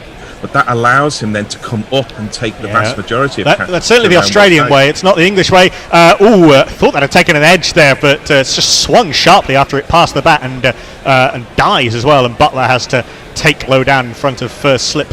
There is no run. That's very much the Australian way, is it palms facing outwards. The English way is very much the other way round, is that you have the fingers pointing down with the cup rather than the reverse cup, and then you have to ride with the bounce as you when the ball comes in a little bit higher. Whatever technique works for you. There have been some very good slip fielders who've taken the ball that way, but Burns' technique let him down on that occasion. Back of a length, and Uzzer blocks comfortably up to mid-off. There is no run. An interesting over from Chris Wokes. A couple of poor leg-sidey deliveries, but the drop catch at Drinks. Pakistan are 41 for 1. I think the difference is obviously in Southern Hemisphere pitches, the ball bounces more, so you are going to take more catches that are higher up. And in English pitches, the ball is often on the way down by the time it reaches the slip, so it's falling into kind of bucket hands. But I would like to see some analysis done, because I do think that the secret of good slipping is to stay low. Obviously you've got to watch the ball, but stay low. So as you're coming up, if you've already got the hands ready for the one that gets big on you, then obviously your margin for error is less so, because you don't have to do that change that has caught out both Sibley and Burns. Yeah. Whether to switch the hands from fingers down to fingers up. Well, I think there's also a positioning thing, isn't it? Possibly the slips are maybe a little bit close together, or I think they've spaced themselves out a little bit more. Yeah, Perhaps they're also that, slightly too close to the bat. Some work to be done on how to catch, and I keep saying about baseball on how to throw. I think there's probably things to be learned from other sports on catching, and certainly I'd like to see how many Australian catches are dropped in the slips. From my time of watching cricket, you don't get many Australian catches in the slips dropped, but you do get a lot of England catches dropped. The analysis on this is patchy, to say the least. David tweets. Well, Hugh Taylor, morning to you, Hugh's been in touch saying, I agree with Brooker. Kent versus Sussex was a tough watch. Couldn't the ECB refocus on the Overtons as 12th and 13th men? Good point, Hugh, well made.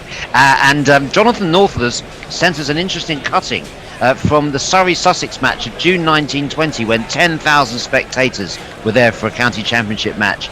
And would you believe the cutting says afterwards things went all wrong for Surrey. Ducat cocked up his first ball from Newman with a weak stroke and was easily caught and bowled. Has to be a typo. Was it 1920s slang? Mutley says woof, and gives us all a name check. Woof back to you, Mutley. And finally, Armchair Cricket Podcast says Test openers, club members showing their true colours. Abid Ali, the Pakistan opener, dropped by both England openers before lunch. Molly, I should add just one more, of course, they're the only people who ever make you return to social media. She's talking about guerrilla cricket. Fantastic work. In that drink spec, we're seeing the 1 wicket to fall, a classic in-swinger from James Anderson to the left-hander. Shan Masood, the very openery series, really, a magnificent 156 in the first innings, then 0, then 1. You're going to get good deliveries early, but Pakistan will be pretty pleased with their work at 41 for 1 at Drinks, Gary. Yes, I think it's about making and then taking opportunities. And England, if you'd said to them, you're going to lose the toss, you're going to bowl, but you're going to create 3 good chances in the first hour, England would have taken that. Unfortunately, as we've said, 2 of them have been put down in the slips cordon, 2 catches that really at this level should be taken 8-9 times out of 10, I would suggest. Well, Anderson's LBW is excellent, but England may rue this at the end of the day when Pakistan are 280 for 5 or something. May do indeed. There's a long way to go in this Test match, and we've seen that the Test batting in England, chances do tend to be created. So England need to keep plugging away. There's creating chances, and chances go down. You've got to keep creating them, and there'll be more of an issue if England weren't creating chances on this first morning. The pitch is likely to get a little bit better to bat on through today, as long as the rain stays away. We have no idea when these threatened rainstorms are coming. We'll just enjoy the cricket while it lasts. Back after drinks, and Curran is in a length delivery, a little hint of swing into Abid Ali, but he's able to play it off the back foot into the mid-wicket region. There is no run. Incidentally, 14 overs in the first hour. Yeah, and the missed one while Stuart Broad was getting his inhaler. I'm unsure about this. I keep hearing the pitch is going to get better and better, but I've spotted something which is not the alchemy of pitch reading. As Curran is in, second ball of his third over. This one goes across Abid Ali.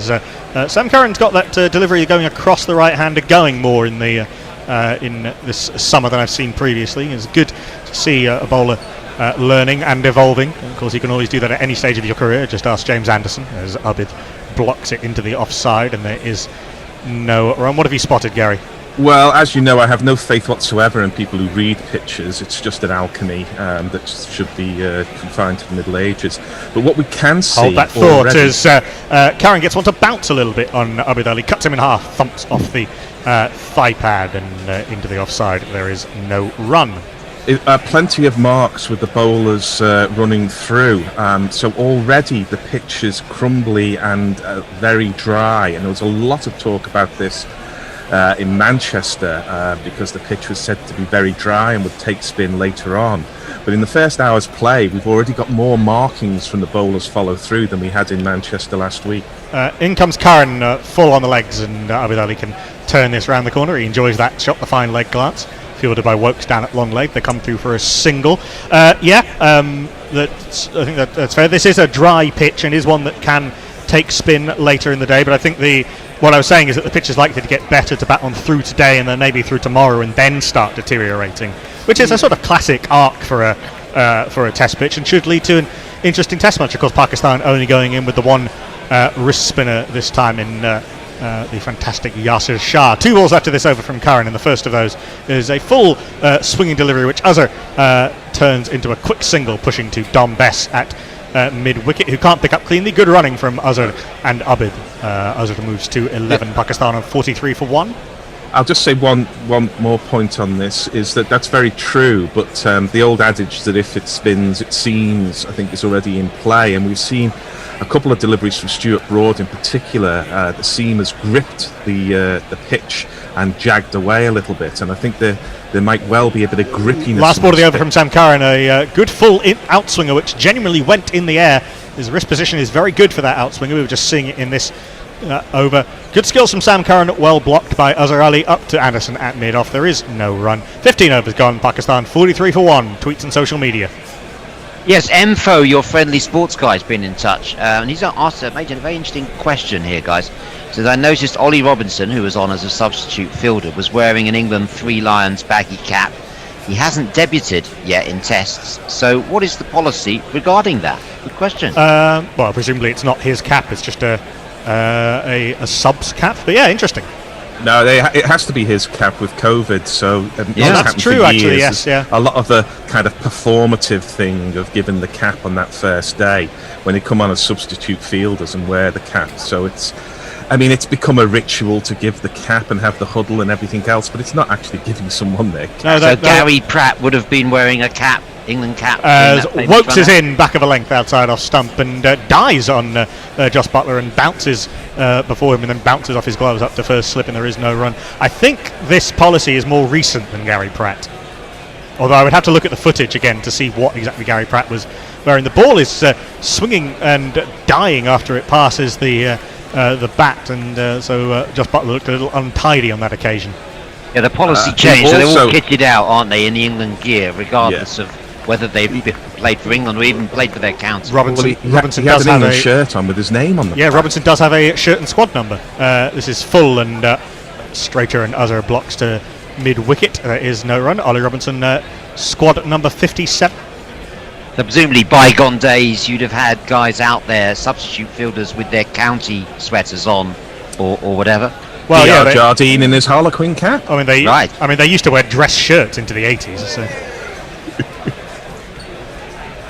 Imran going down Savile Row as Wokes is in.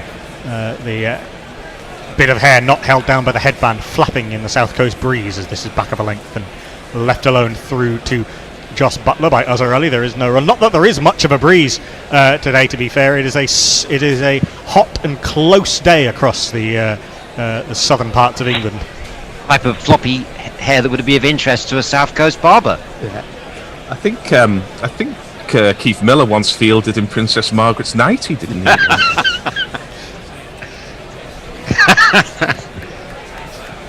The mind boggles. Full on the pads and punched by Uzzarelli nicely into the onside. Well fielded by Anderson, who's almost at mid-wicket. He's up and wide enough at mid-on. Well stopped by the old man. There is no run. The old man, he's a fantastic fielder. I mean, we've all played in somewhat dubious gear in our school and perhaps club careers. It'd be interesting to see if any tweeters have got any stories of particularly ill-advised garments that they've worn on a Sunday match or something. What is the least appropriate item of clothing you've ever played cricket in? Wokes is in left outside off stump, and Uzzarelli threatens to play the flamboyant leave, but plays a sort of check leave through to the keeper. There is no run. I was going to say, I think I played a school match at one point in the mid-70s where somebody was playing in platform shoes, like they were a member of the Suite or something like that. Well, they had that interview with, we played the Brian Johnson interview with Sir Christopher Lee Beyond the Boundary. He mentioned about a fella that was always wore last ball of the over from Wokes, too wide, and left alone through to Butler by Uzzarelli. He's watchful, 11 off 41. Abid Ali has had a couple of lives on 1 and 21. He's on 23. Pakistan after 16 overs, 43 for 1. We're getting shots of the recalled after well over a decade of test match purgatory Fawad Alam. His third test was in 2009. He's about to play his fourth. Logistic to see if he comes in at 5 or 6. We're seeing his first class record, 12,265 runs at just under 57 in first class cricket on all sorts of Pakistan pitches, seamer friendly pitches, dry spinner friendly pitches, flat slow pitches. If anyone can be said to have done the hard yards in between test recalls, it's Fawad Alam. Curran in again to Abid Ali, who has played almost as many test matches, I think has played as many test matches in the last 6 months as Fawad has played in the last, in his 11, 12 year career. He clips this off his hips down to long leg. They come through for a single. Has anybody mentioned John Tracos, who had to maintain form for a mere 22 years between his test matches in 1970? There's a lot of longer gaps in terms of time, particularly with the war. As Curran is in second ball over the over, good full in swinger, but Azhar is a little bit late on and comes off the inside part of the bat to mid wicket. There is no run. Azhar is vulnerable on that inside edge. And he can slightly sort of fall across his stumps and end up playing round his front pad and be a bit of an LBW candidate, but he keeps that out. The longest gap, I think, in terms of test matches is Gareth Batty, who went 140 test matches between appearances, I believe. As Curran is in third ball over the over, again an outswinger, which goes a little bit late, and Azhar plays from the crease to Zach Crawley at point. There is no run. In terms of number of test matches between appearances for Fawad Alam, is 7th overall and 2nd for Pakistan.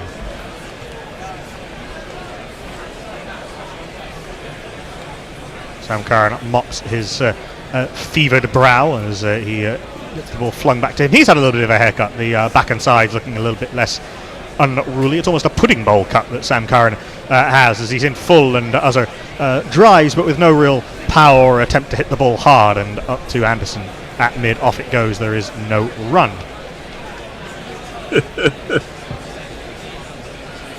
Something's got Gary chuckling. It's Nestle Boy on Twitter. I'll leave it for Dave. James Anderson mopping his own brow and using the resultant liquid to try and shine this Duke ball and try and increase the amount of swing that Curran and co can get edged, but Azhar plays with soft hands and it bounces well short of route at first slip. This has been a good spell from Sam Curran. He's got the ball going both ways, and Azhar was squared up by that outswinger that played with soft enough hands that it was never going to be a chance for Root. Takes cleanly on the bounce. There is no run. This has been really good from Sam Curran. Yeah, I like Curran. I like him back in the side. I think he offers more, or offers something different to a phalanx of right arm seam and swing.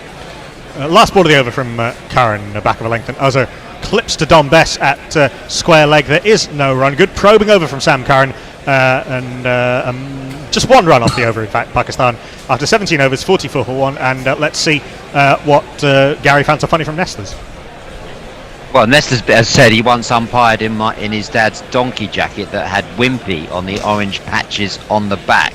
Okay, umpiring, that's fair enough. Dave Wood says, the first game I ever played of junior cricket in the early 90s, I had no whites, so played in Stone Roses type flared jeans. A note in the scorebook marked me as dude in the flares. Respect. Muttley said, used to have my own whites and refused to wear a club shirt. Had a white polo with Muttley and 00 on the back. Coach tried to make me wear a club one, but I explained I had performance-enhancing drugs mixed in laundry powder that I absorbed through sweat. He let me off. Great call, Muttley. How was your performance enhanced, we wonder? What was the outcome? 4 slips go down as Root, Burns, Sibley and Crawley as Wokes is in. Right arm over the wicket to Abid Ali, who he's had him drop once, Broad's had him drop once, and Abid sort of plays at this outside the line of off stump and then tries to withdraw the bat inside the line through to the keeper. There is no run. Wokes like Broad. Gary, you were saying earlier, Broad getting that sharp away movement. Wokes getting it on that occasion. Yeah, just a bit of grippiness in the pitch, and if it's breaking up, or at least it's crumbly a little on top, that's only going to get more enhanced, especially under a hot sun. I wonder if the pitch is actually still a little bit damp after some thunderstorms in the area. The Southampton weather forecast has been worse than Eustace.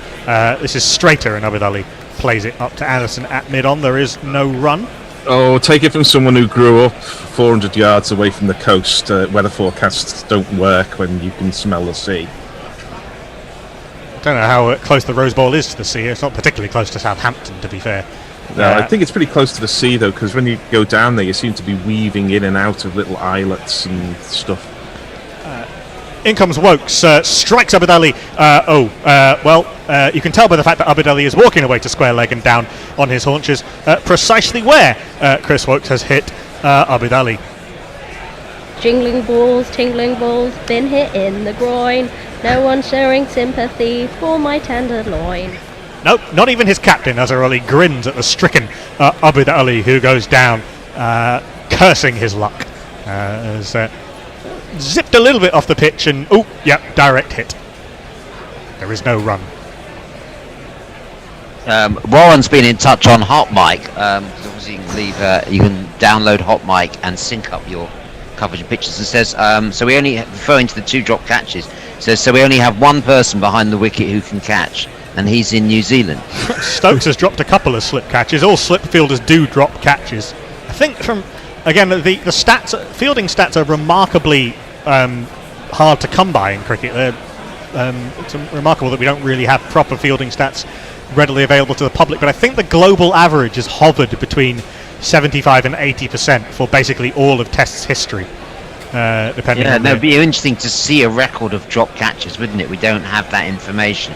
Which cricketers, which slip fielders have the highest percentage of drop catches. The only really study I've seen exhaustive was between 2012 and 2017, and there were a few who jumped out. Steve Smith jumped out. Jason Holder jumped out as a very good slip fielder. Rahane off the slip fielders.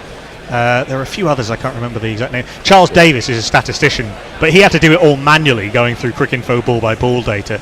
This should be something that is easier to come by. I know CricViz have a record of this stuff, but none of that is public domain.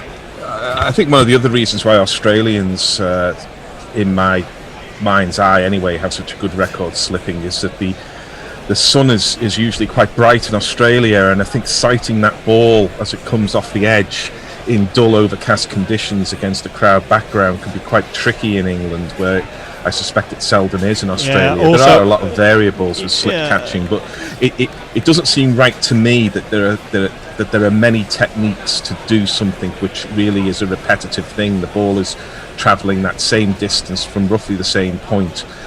I have a feeling that we should have a bit more scientific data as to whether your fingers should be up or down, and whether you should go, whether you should start low and come up, or in comes Wokes, back of a length, and no danger to slips or indeed testicles on this occasion, as it's back of a length and Ubud blocks to mid wicket. There is no right. I mean, there's always been a lot of variance in individual technique, as there is with all of cricket. Botham used to have his hands on his knees. Swan used to have his hands on his knees. Mark Wall looked as though he was sort of leaning against a wall, waiting for a bus or something as the ball was going to come in. A few, I think, Yunus Khan and Rahane have their knees really far apart as Wokes is in back of the length. Little hint of away movement, but Ubud blocks comfortably back to the bowler. There is no run. We'll have a change at the end of the over. Tony's going to take over ball by ball. I'll move to summarising, and Gary's going to take over your tweets. Yeah, I mean, my point is really that, there can be different techniques, but that there is no standard technique from which one varies, no kind of best position orthodoxy that then players develop, something that works for them. It seems a surprise these days. Again, a little bit too straight. Wokes trying to get that outswinger going from a straight line, but it hasn't happened as yet, and Abid Ali has helped himself to another run into the leg side, down to long leg. He's on 25, Azhar Ali on 11. Pakistan 45 for 1. We'll say goodbye to Dave for now. He'll be back just after lunch. Gary reads some tweets while we bring in Tony to take over some ball by ball. Go for it, Gary. Thank you, Knuckle. Yes, England, a couple of drop catches. It could have been better than 45 for 1. Early wicket for Jimmy. That silenced a few people, but I'm sure he'd have wanted more. Gary. Yes, David Bober says he got his hands in an awkward position and out it squirted. I'm putting this on a t-shirt. Ooh, Finbar Saunders lives on. And Strange Carrots says, holiday over, back at work, my attic, so I can concentrate more on the cricket now without fear of family interruption. Does that make me a bad person? No. As in comes Curran, and on to the back foot goes Abid Ali. Pays that nicely away into the offside. And my last tweet until the end of the over is Ravi Nair. Always nice to hear from Ravi, who says, just to say hi so you know I'm here. Ravi, you're always there. Hi. And always good to have you with us, Ravi. 45 for 1. Azhar Ali on 11. Abid Ali on 25. 25 or 58, going nicely. Sam Curran is bounding in, hair flapping. A little bit on leg side and pushed to leg by Abid Ali, but there's a man there at short mid wicket and there is no run. Yeah, I think England can be more encouraged by their morning's work than the scoreboard would suggest. You talk about the 2 dropped catches. There's also the one that squeezed off Azhar Ali's inside thighs and lower box and then rolled back onto the stumps with all the weight taken out of the ball. So I mean, there's plenty happening for the bowlers, as you would expect on the morning of a test match, the first morning of a test. Yeah, but it's a good toss to win if you're 1 down at lunchtime. As forward, it's even better when forward comes Abid Ali and push back to Curran. Obviously it's a better toss to win if you're none down at lunchtime, but having won the toss, decided to bat, which I think, Gary's probably the best decision, don't you? I mean, the weather is so uncertain, and yet so while there's sunshine and blue skies above you, get out there and bat. Yeah, I mean, I think if you've got Yazir Shah in your 11, I think you bat almost all the time. Very much so. In comes Curran again. 3 slips go down. A little bit of in-swing. That's beautifully clipped away through mid-wicket, though. Stuart Broad is hounding after it. His sun hat has long left his head after about 3 or 4 strides. He'll pick that up on the way back, and they will come through for 3. Outfield looks a little bit slow. Obviously, this is a huge playing area at the Rhodes Bowl. We know that. But I wonder if there has been a little bit of rain in the last few days. That's just the pitch is a little bit damp and tacky, and maybe the outfield's just a little slower than it might be. And a couple of days of, if any of the burning sunshine we're seeing in London makes its way to Southampton, then the pitch and outfield could both quicken up over the course of today and tomorrow. Yep. I think we're in for an interesting 5 days. A part of which is undoubtedly the weather. Third slip has come out to very short catching mid-wicket. Indeed. They're looking for that little clip off the legs that he sometimes doesn't fully get over. That one swings in, and it was a bit inside edgy by Azhar Ali.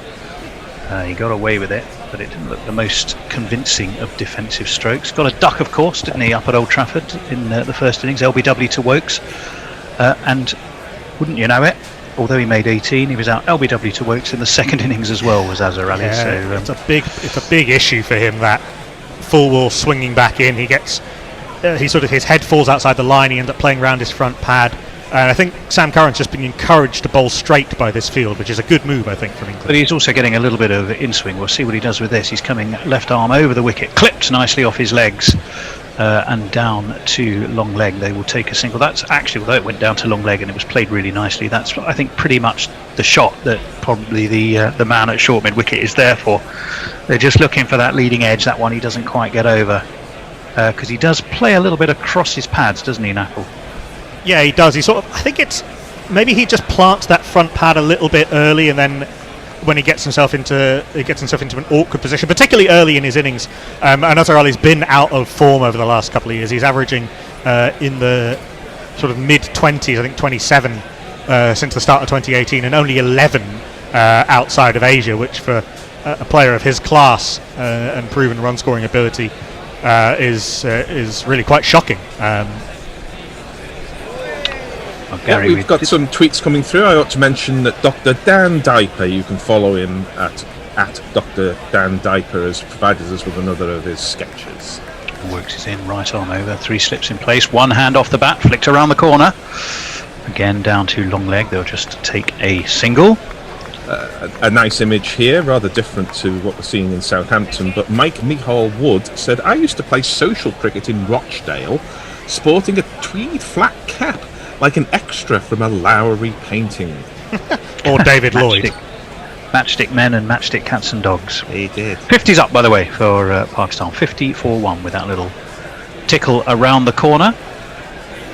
3 slips in the gully, and that beats the outside edge, and it was a little bit of a fish and a waggle by Abid Ali, and it's through to Butler, 83 miles an hour, but oodles of away swing, which will be enough to encourage that cordon of slips. Josh Butler and certainly the bowler, terrific delivery, but it didn't get them the wicket. The floodlights, we should say, are burning brightly at the Rose Bowl, so which surprises me a little bit, because it's, I'll just hold that thought as Wokes is in, right arm over, full, and lent into and misfielded at point.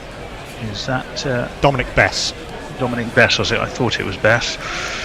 Seemed to bend down and just not quite get a hand on it, and then he seemed to run round in circles like he wasn't entirely sure where it had gone. All of which has only ended up as a 1 run. Never run on a misfield. No, there was a bit of yes-no, but not repeating the mistake that saw Asad Shafiq run out in ridiculous fashion in the second innings in by Old Sibley, Trafford. as I recall. Super bit of fielding.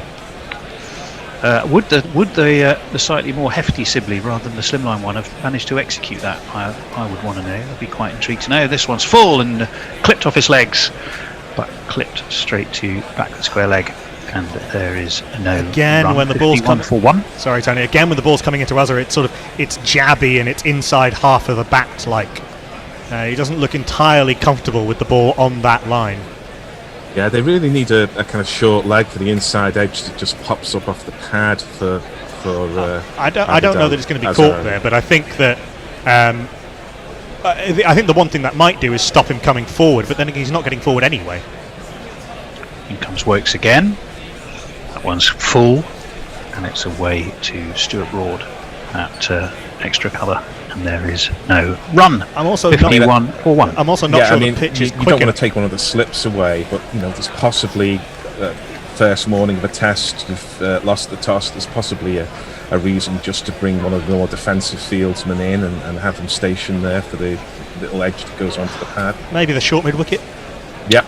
Wokes turns top of his mark, and slips crouched down, and that one beats the outside edge again, swung away. Butler takes it away, diving to his right. Wokes just throws his head back, but no damage done. It's the end of the over, and we will catch up with some more messages. I think that Yes, Margus hit the nail on the head here, saying Jimmy Anderson hasn't taken a wicket for over an hour. Drop him! He's cooked!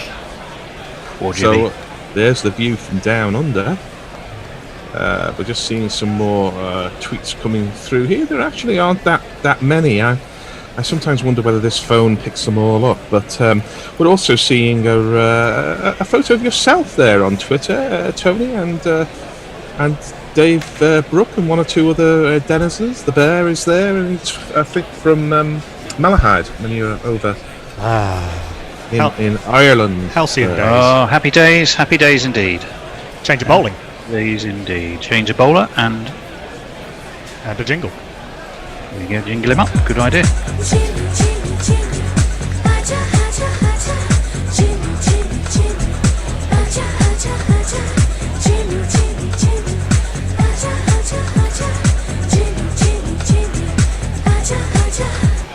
And it is the much talked about Jimmy Anderson, who's in without the aid of a Zimmer frame, and it is clipped away down to deep square leg, and single is taken.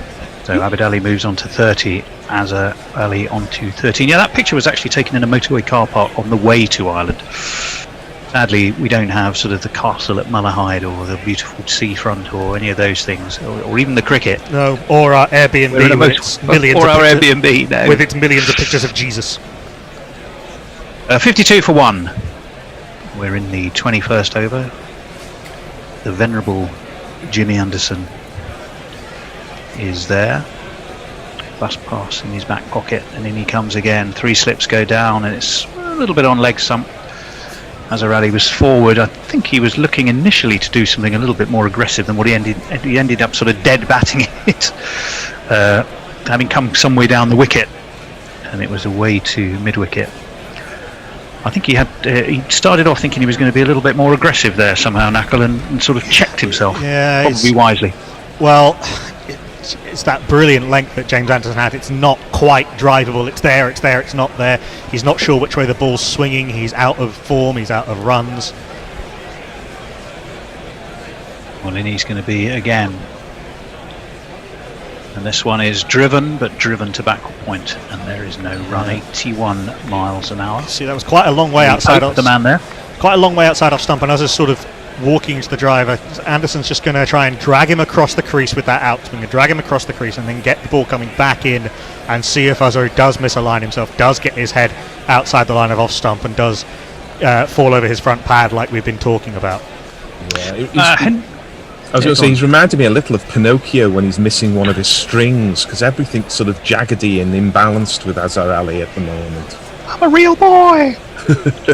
As in comes Anderson, right arm over, driven away through cover, driven superbly. Now I think that is going to go all the way, despite the dive from Ollie Pope, who gave it his best shot, but his best shot couldn't prevent one of these. It's me, Sanshi. It's me, Sanshi. Yeah, good shot from Azhar. Just a little bit short, or not even really short, just back of a length, and Azhar just transferred his weight nicely into the stroke. Got to take these scoring opportunities where you can, particularly. It's even more important when you're out of form almost to take advantage of any slight looseness. It's the first bad ball Anderson has bowled today. I would love to see Jimmy's figures in the last 5 years, where he's bowled short of a length versus where he's bowled on a length or full, and look at the comparison is in wickets taken and runs conceded. To me, he always looks a better bowler when he's on a length or full, because he gets that fantastic movement. That would be true of most bowlers of his pace, I think, wouldn't it? He's and certainly with the pitches as they've been in England, he doesn't pitch the ball way up and go for those booming swingers, but it's just that slightly full of a length to get the ball to seam and swing.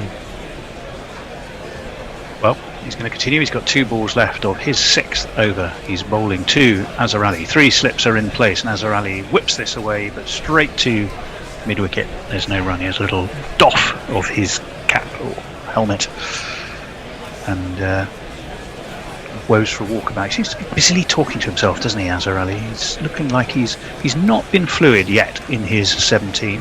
In the last 2 years. Well, hasn't been fluid in the last 2 years. He's clearly sort of having a word with himself and trying to really sort of root his concentration, nail his spot down to that wicket.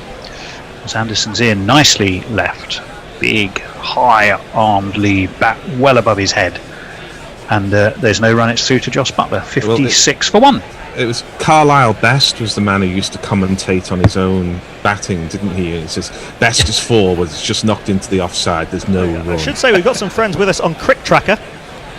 Baljit Bangard, Rasul Rifat, HK Niazi, Hussain Ali, Aziz Ahmed, Mohammad Nawaz Bhatti, Adib Wahid, and Mir Aslan and Mohammad Shadab. So plenty of people with us watching all from Pakistan on Crick Tracker. Delighted to have you all with us. John Surtees is on Twitter, and he says, Jimmy in his second spell already. Watch those hamstrings, more like. What a fabulous, famous name, John Surtees.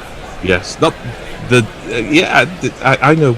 There's obviously the famous John Surtees. Well, that's what I'm thinking of. Double world champion. There's also the press liaison man at Surrey. If you are listening to us, John. Hello. And he's done brilliant work with the Surrey live streams for the Bob Willis Trophy.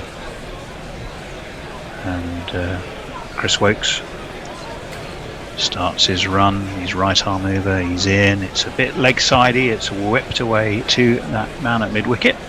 They will get a single. No run. They didn't take the run. Oh, they didn't take the run.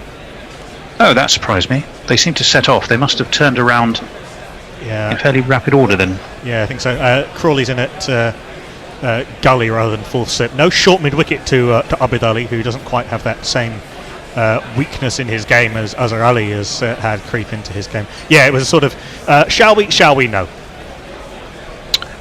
Hendo was very convinced the England slips turned too close together. They're very staggered.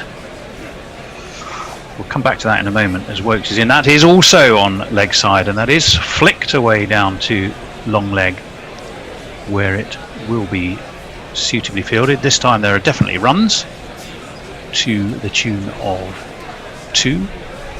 I had a question about the calling, because on the stump mics in the last match, it was clear that Pakistan were calling in English, and I just wondered whether that was kind of lingua franca, or whether, indeed, like India, whether Pakistan has a range of languages, or whether Urdu is the common language. Pakistan does have a range of languages. It was strange to hear so much calling in English. Wokes is in.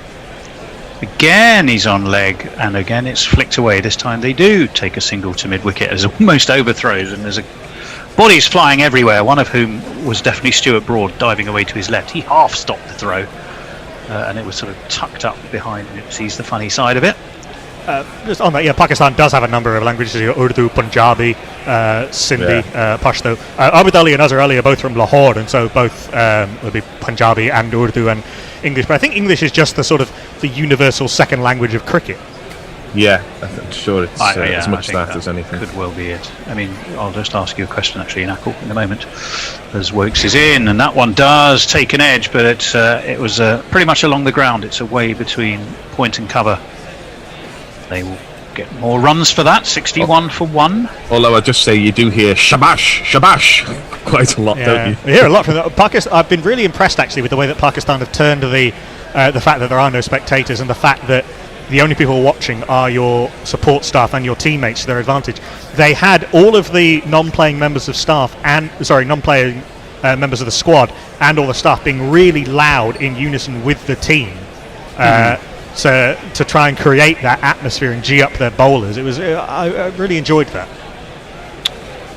The pavilion again, and in comes Wokes, clipped nicely backward of square. More runs. Runs are coming a little bit too easy, because Chris Wokes has been just about every ball this over offering shots onto the leg side, and every time either Azhar Ali or Abid Ali have been able to score something. Now, my question for you, Knuckle, yes, and it's one I genuinely don't know the answer to. LBW. Is LBW used universally in every language everywhere, or does it get translated in other countries? Come to that after this ball. Ooh. In comes Wokes. Ooh, and that was a full toss. Not quite sure what happened there. No, it wasn't a full correct the fact that he's been erring to leg side. It wasn't a full toss. It wasn't a full toss. It bounced. No, it went from back of a length, quite sharply actually. It did. LBW is just common cricketing parlance everywhere, as far as I'm aware.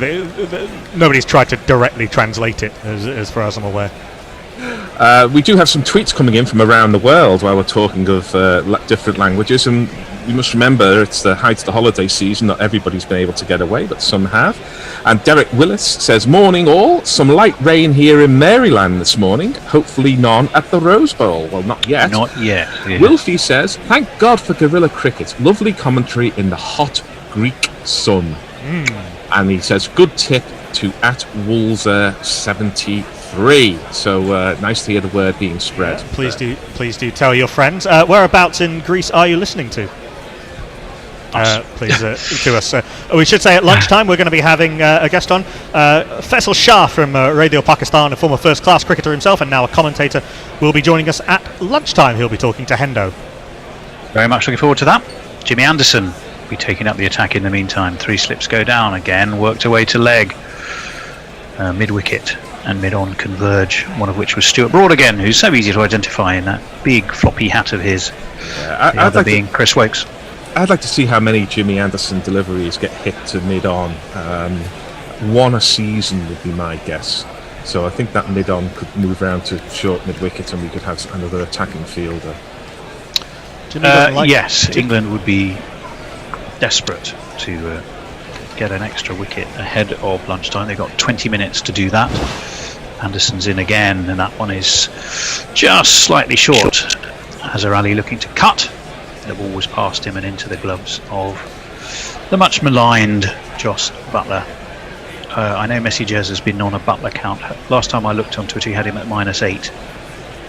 I then went away and had to do some other things and missed a bit of play. I don't know if his score has changed since then. I think the second of those sets of 4 leg byes was harsh. Yeah, well, I agree. That was the one where I don't think he touched it. He was diving away, wasn't he, to his left?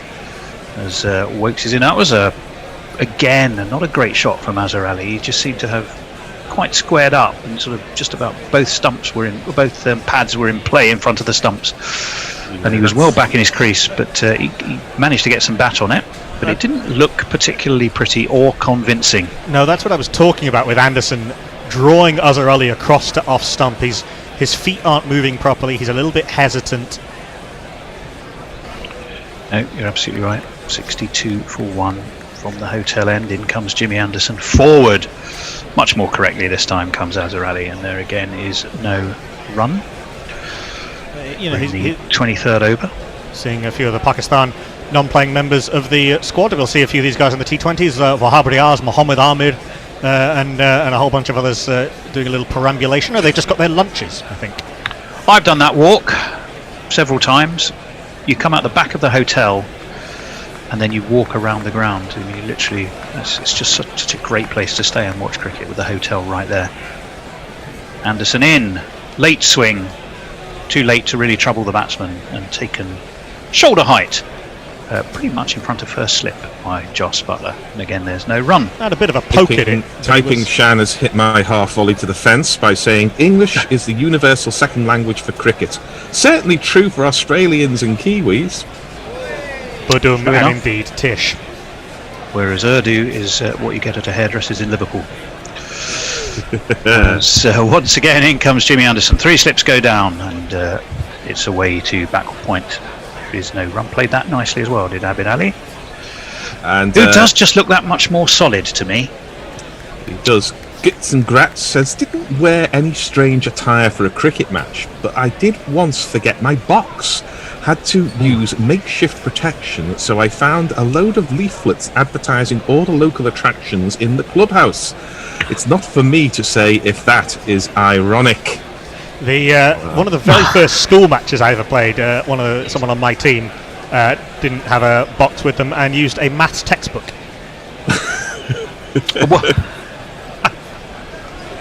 There is many a pun to be had there. We just need to think of them. I think the square of the hypotenuse is definitely the sun. The opposite sides. looking to work an entirely different set of angles. This man replaces. Indeed, change of bowling. Comes on to partner his old mucker. Sweep the leg, Brody. Got the best headband around. Something has got to keep her down. Got the best headband around. Your ego ain't gonna be kept down. Got the best headband around. Even though your hair is thin now. Wokes trying to get swing from too straight and straying leg side. Yeah, it wasn't working, was it? It was just easy pickings on the leg side as in comes Broad, and that one takes an edge but drops in front of Sibley. New sort of slimline Sibley. I mean, we've been a little bit seduced by the fact that it's hot and humid to expect swing, but the ball hasn't really swung too much today. But it has seemed, I think, both ways. The wobble seam that you identified earlier, Knackle, has been particularly effective here. And Broad is the most seamiest of England's bowlers, and I think he's the big threat. Let's see if he can do it. He's in again, beautifully defensively played away into the offside by Abid Ali. He is the third highest aggregate wicket taker at the Rose Bowl. Obviously there's only ever been 4 tests, this being the 5th. 9 wickets so far. Jimmy Anderson started this game with 16 and now has 17, which would make him the equal highest test wicket taker at the Rose Bowl. He's caught up with Moeen Ali, who holds that honour. As Broad is in, nicely forward again comes Abid Ali. Although, Gary, I know you're a man who appreciates cricket history and stats.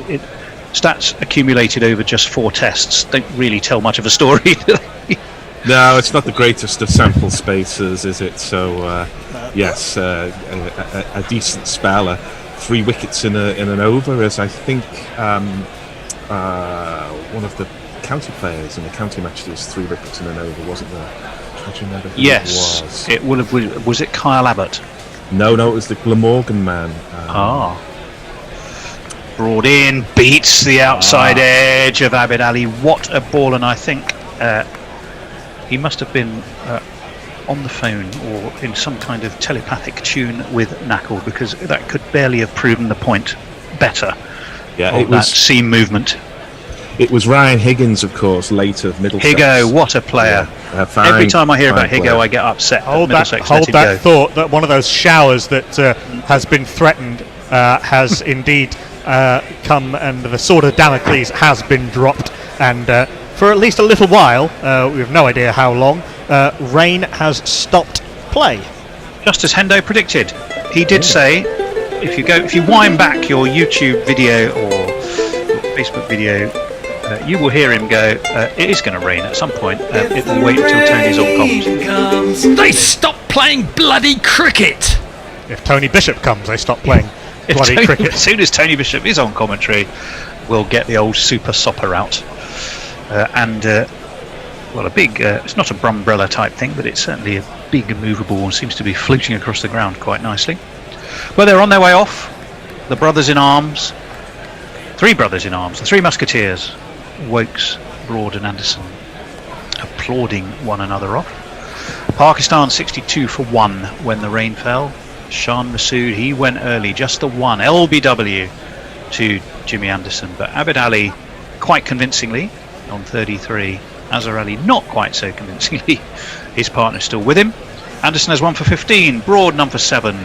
Sam Curran none for 11 off his 5. Chris Wokes none for 21 off 6. And just towards the end of that spell, I think we were all feeling, as he was looking for in-swing, and not getting it. He was just getting leg-sidey and just easy pickings, wasn't he, Gary? Yeah, he was looking for a bit too much the magic delivery, as they say, and he just didn't quite have that discipline to stay on or about 4th or 5th stump, which I think is very much the line on this pitch. And, do we think? Do we think more is expected of Chris Wokes in the absence of Ben Stokes?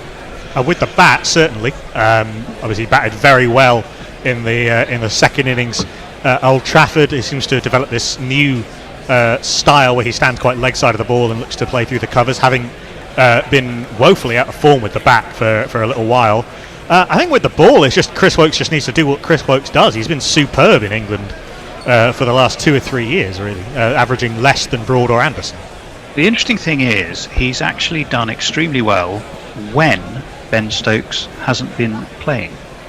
So in 16 tests he's played without Stokes, he's scored 580 runs at an average of 32.2 and taken 57 wickets at 25, compared to 701 runs at 24 and 53 wickets at 32 in the 20 tests alongside him.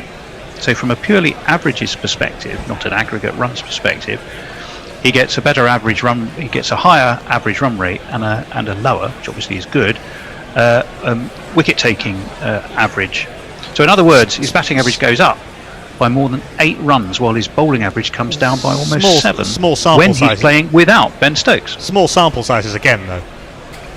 Well, 16 tests, Knackle, is not that small. Oh, actually, I suppose that's true. I guess he would have played a lot when Stokes was banned through the latter part of 2017 and the early part of 2018. There'll have been the odd injury, and of course he debuted about half a actually only half a series before Ben Stokes. That was pretty good. Woakes had his great spell with the bat, kind of up until 2018, not counting the 2017-18 Ashes where he was really poor. That is interesting. By the way, they have taken lunch. Yeah, I suspect he bats a notch higher sometimes if Stokes isn't in the team, and I suspect he gets the ball first change instead of second or even third change when Stokes is not in the side. So there may be something in that. I do want to catch up with some of your tweets, if I may. Lee Wicket Witch says, I generally use English cricket terminology in German. The fact that slips generally describe the undergarment in German makes 3 slips going down translated to German sound a bit weird, though. Yes, indeed. Depends what you're doing, I suppose. Up or down. Yes. And just see if there's any more coming through. Jeff Perkins says, at Tony Bishop 1 equals super soporific. So, I'm not sure how to take that. I think it's if I send people to sleep, that's not the desired effect. No, but soporific is not the worst way to be on these hot and humid days. One can sort of rather blow oneself out too early on days like this and need to take a lie down around tea time before the cucumber sandwiches. You want to introduce a third session break, lunch, tea and siesta. I think so. Lunch, tea and Pims. Hendo tends to have the afternoon siesta anyway. That's sort of woven into his cricket watching day, isn't it? Possibly normally just the post-lunch. Possibly just his day. Snooze. I have to say, I spent some time in Spain just before lockdown. I have to say, the siesta is a very civilised invention. Absolutely. It is. Rolf Poulsen who says LBW is bean for in Danish, quite literally bean lag for before. And I think I'm pronouncing bean right there. It's written as ban, but I think from the Swedish, for which bean is also lag, is pronounced bean and spelt the same way there. So bean for. We're just wibbling while they have taken lunch early, Pakistan at 62 for 1. And our guest, Faisal Shah from Radio Pakistan and former first-class cricketer in Pakistan turned commentator, will be chatting to Hendo in just a few minutes, but we'll be talking a little bit now and going through your tweets. Yeah, Tony, do you remember the Great Dane at Derbyshire?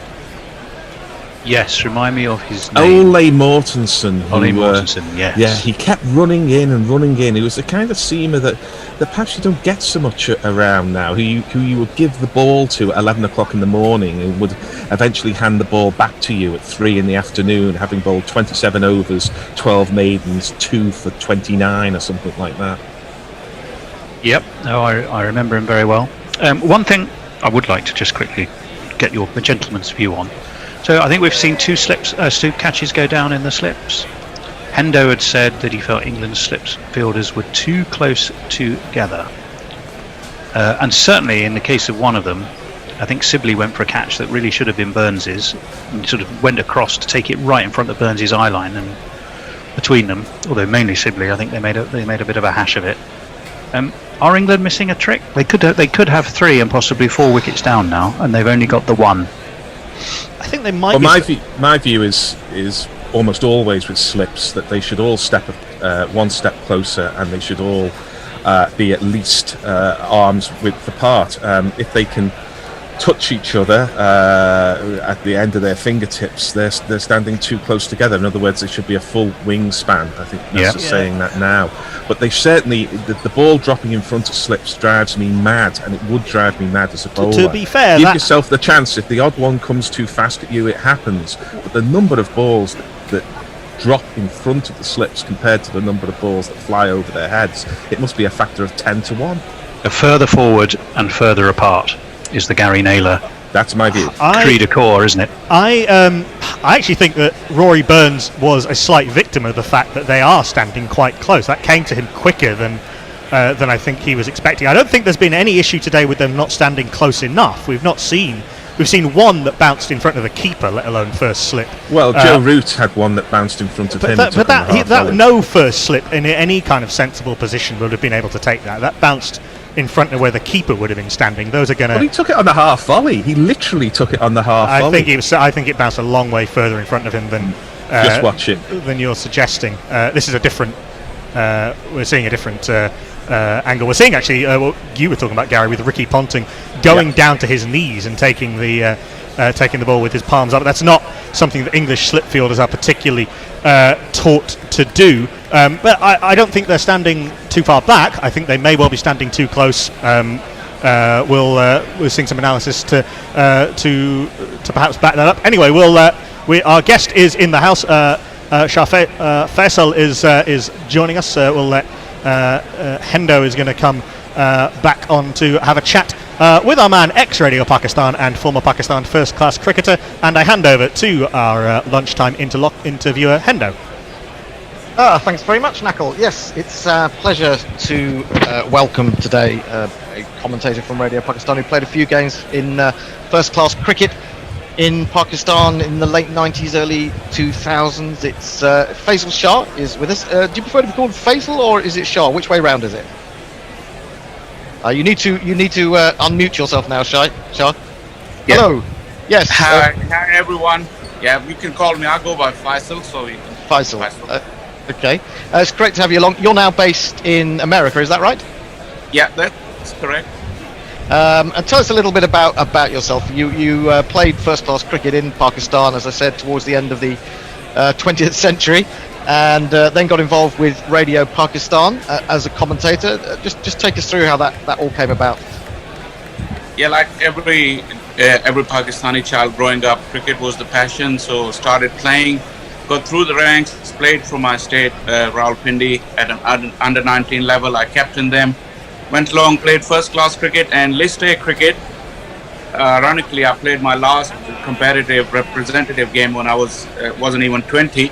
But then I moved to England, and then I had a little bit of break from cricket. But then I went ahead and did my coaching grades from Middlesex, and I was based in Essex. So I started my club cricket back in Essex Premier League.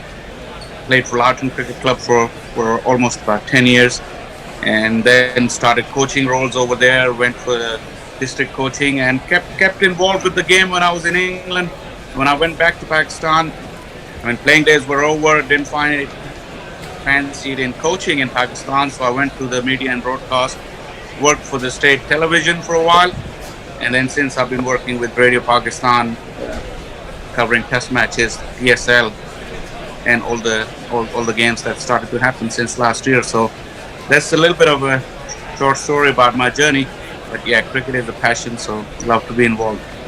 Yeah, so a little bit of a potted history there, but you go back to Pakistan quite a lot now. I mean, you're based in America, but you go back for the PSL and